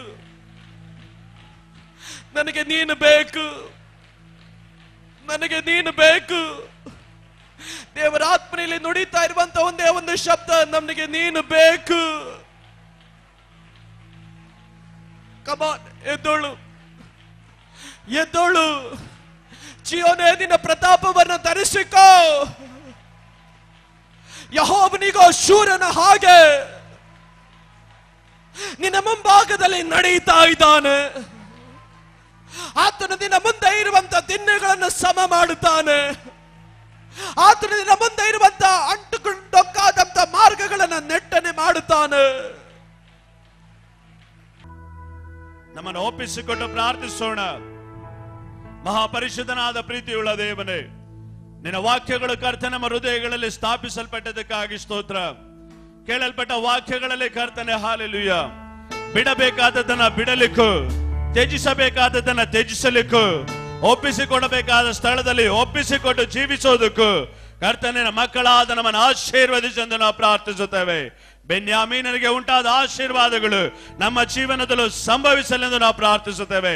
ದೈವಿಕವಾದ ಶ್ರೇಷ್ಠವಾದಂತಹ ಆಶೀರ್ವಾದಗಳು ಕರ್ತನೆ ನಮಗೆ ನೀನು ದಯಪಾಲಿಸೆಂದು ಪ್ರಾರ್ಥಿಸುವವರಾಗಿದ್ದೇವೆ. ನಿನ್ನ ಬಲಭುಜವಾಗಿ ನಮ್ಮನ್ನು ಆಶೀರ್ವದಿಸು ದೇವನೇ. ನಮ್ಮನ್ನ ಮಾನಿಸು, ಕೃಪೆಯಲ್ಲಿ ನಡೆಸು. ನಿನ್ನ ವಾಕ್ಯಗಳ ಮುಖಾಂತರ ಮಾತನಾಡಲಿಕ್ಕೆ ನಿನ್ನ ದಾಸನ ಬಲಪಡಿಸಿದಕ್ಕಾಗಿ ಸ್ತೋತ್ರ. ಪಾಸ್ಟರ್ ಚಂದ್ರಮೌಳಿಯನ್ನ ಕರ್ತನೆ ನಿನ್ನ ಅಭಿಷೇಕದ ಸಾನ್ನಿಧ್ಯಾನದಲ್ಲಿ ಮರೆ ಮಾಡಿಕೊಂಡಿದ್ದಕ್ಕಾಗಿ ನಾವು ಸ್ತೋತ್ರ ಮಾಡುವವರಾಗಿದ್ದೇವೆ. ಕೂಡಿ ಬಂದಂತಹ ದೇವ ಸಮೂಹವನ್ನ, ಜನ ಸಮೂಹವನ್ನ ನೀವು ಆಶೀರ್ವದಿಸಿದ್ದಕ್ಕಾಗಿ ಸ್ತೋತ್ರ. ಈ ಭಾನುವಾರದ ದಿವಸದ ಬೆಳಗಿನ ಜಾವನದಲ್ಲಿ ಈ ಮೊದಲನೇ ಆರಾಧನೆಯಲ್ಲಿ ನೀವು ನಮ್ಮ ಮಧ್ಯದಲ್ಲಿ ಇಳಿದು ಬಂದಿದ್ದಕ್ಕಾಗಿ ಸ್ತೋತ್ರ ಯೇಸುವೆ. ಮುಂಭಾಗದಿಂದ ಹಿಡಿದು ಹಿಂಭಾಗದವರೆಗೂ ಕರ್ತನೆ ಇದನ್ನು ವೀಕ್ಷಿಸುತ್ತಿರುವಂತಹ ಒಬ್ಬೊಬ್ಬರಿಗೂ ಕೂಡ ನಿನ್ನ ಆಶೀರ್ವಾದಗಳನ್ನು ದಯಪಾಲಿಸು. ಅವರ ಜೀವನಗಳಲ್ಲಿ ಕಣ್ಣೀರನ್ನು ದೂರ ಮಾಡು, ದುಃಖಗಳನ್ನು ದೂರ ಮಾಡು ಕರ್ತನೆ. ಅವರನ್ನು ನೀನು ಆಶೀರ್ವದಿಸೆಂದು ನಾವು ಪ್ರಾರ್ಥಿಸುತ್ತೇವೆ. ನಿನ್ನ ಮಹಿಮೆಯ ಜನಗಳ ಮೇಲಿರಲಿ. ನಮ್ಮ ಪ್ರಾರ್ಥನೆಗಳನ್ನು ಕೇಳಿದಕ್ಕಾಗಿ ಸ್ತೋತ್ರ. ಯೇಸುವಿನ ನಾಮದಲ್ಲಿ ತಂದೆಯೇ.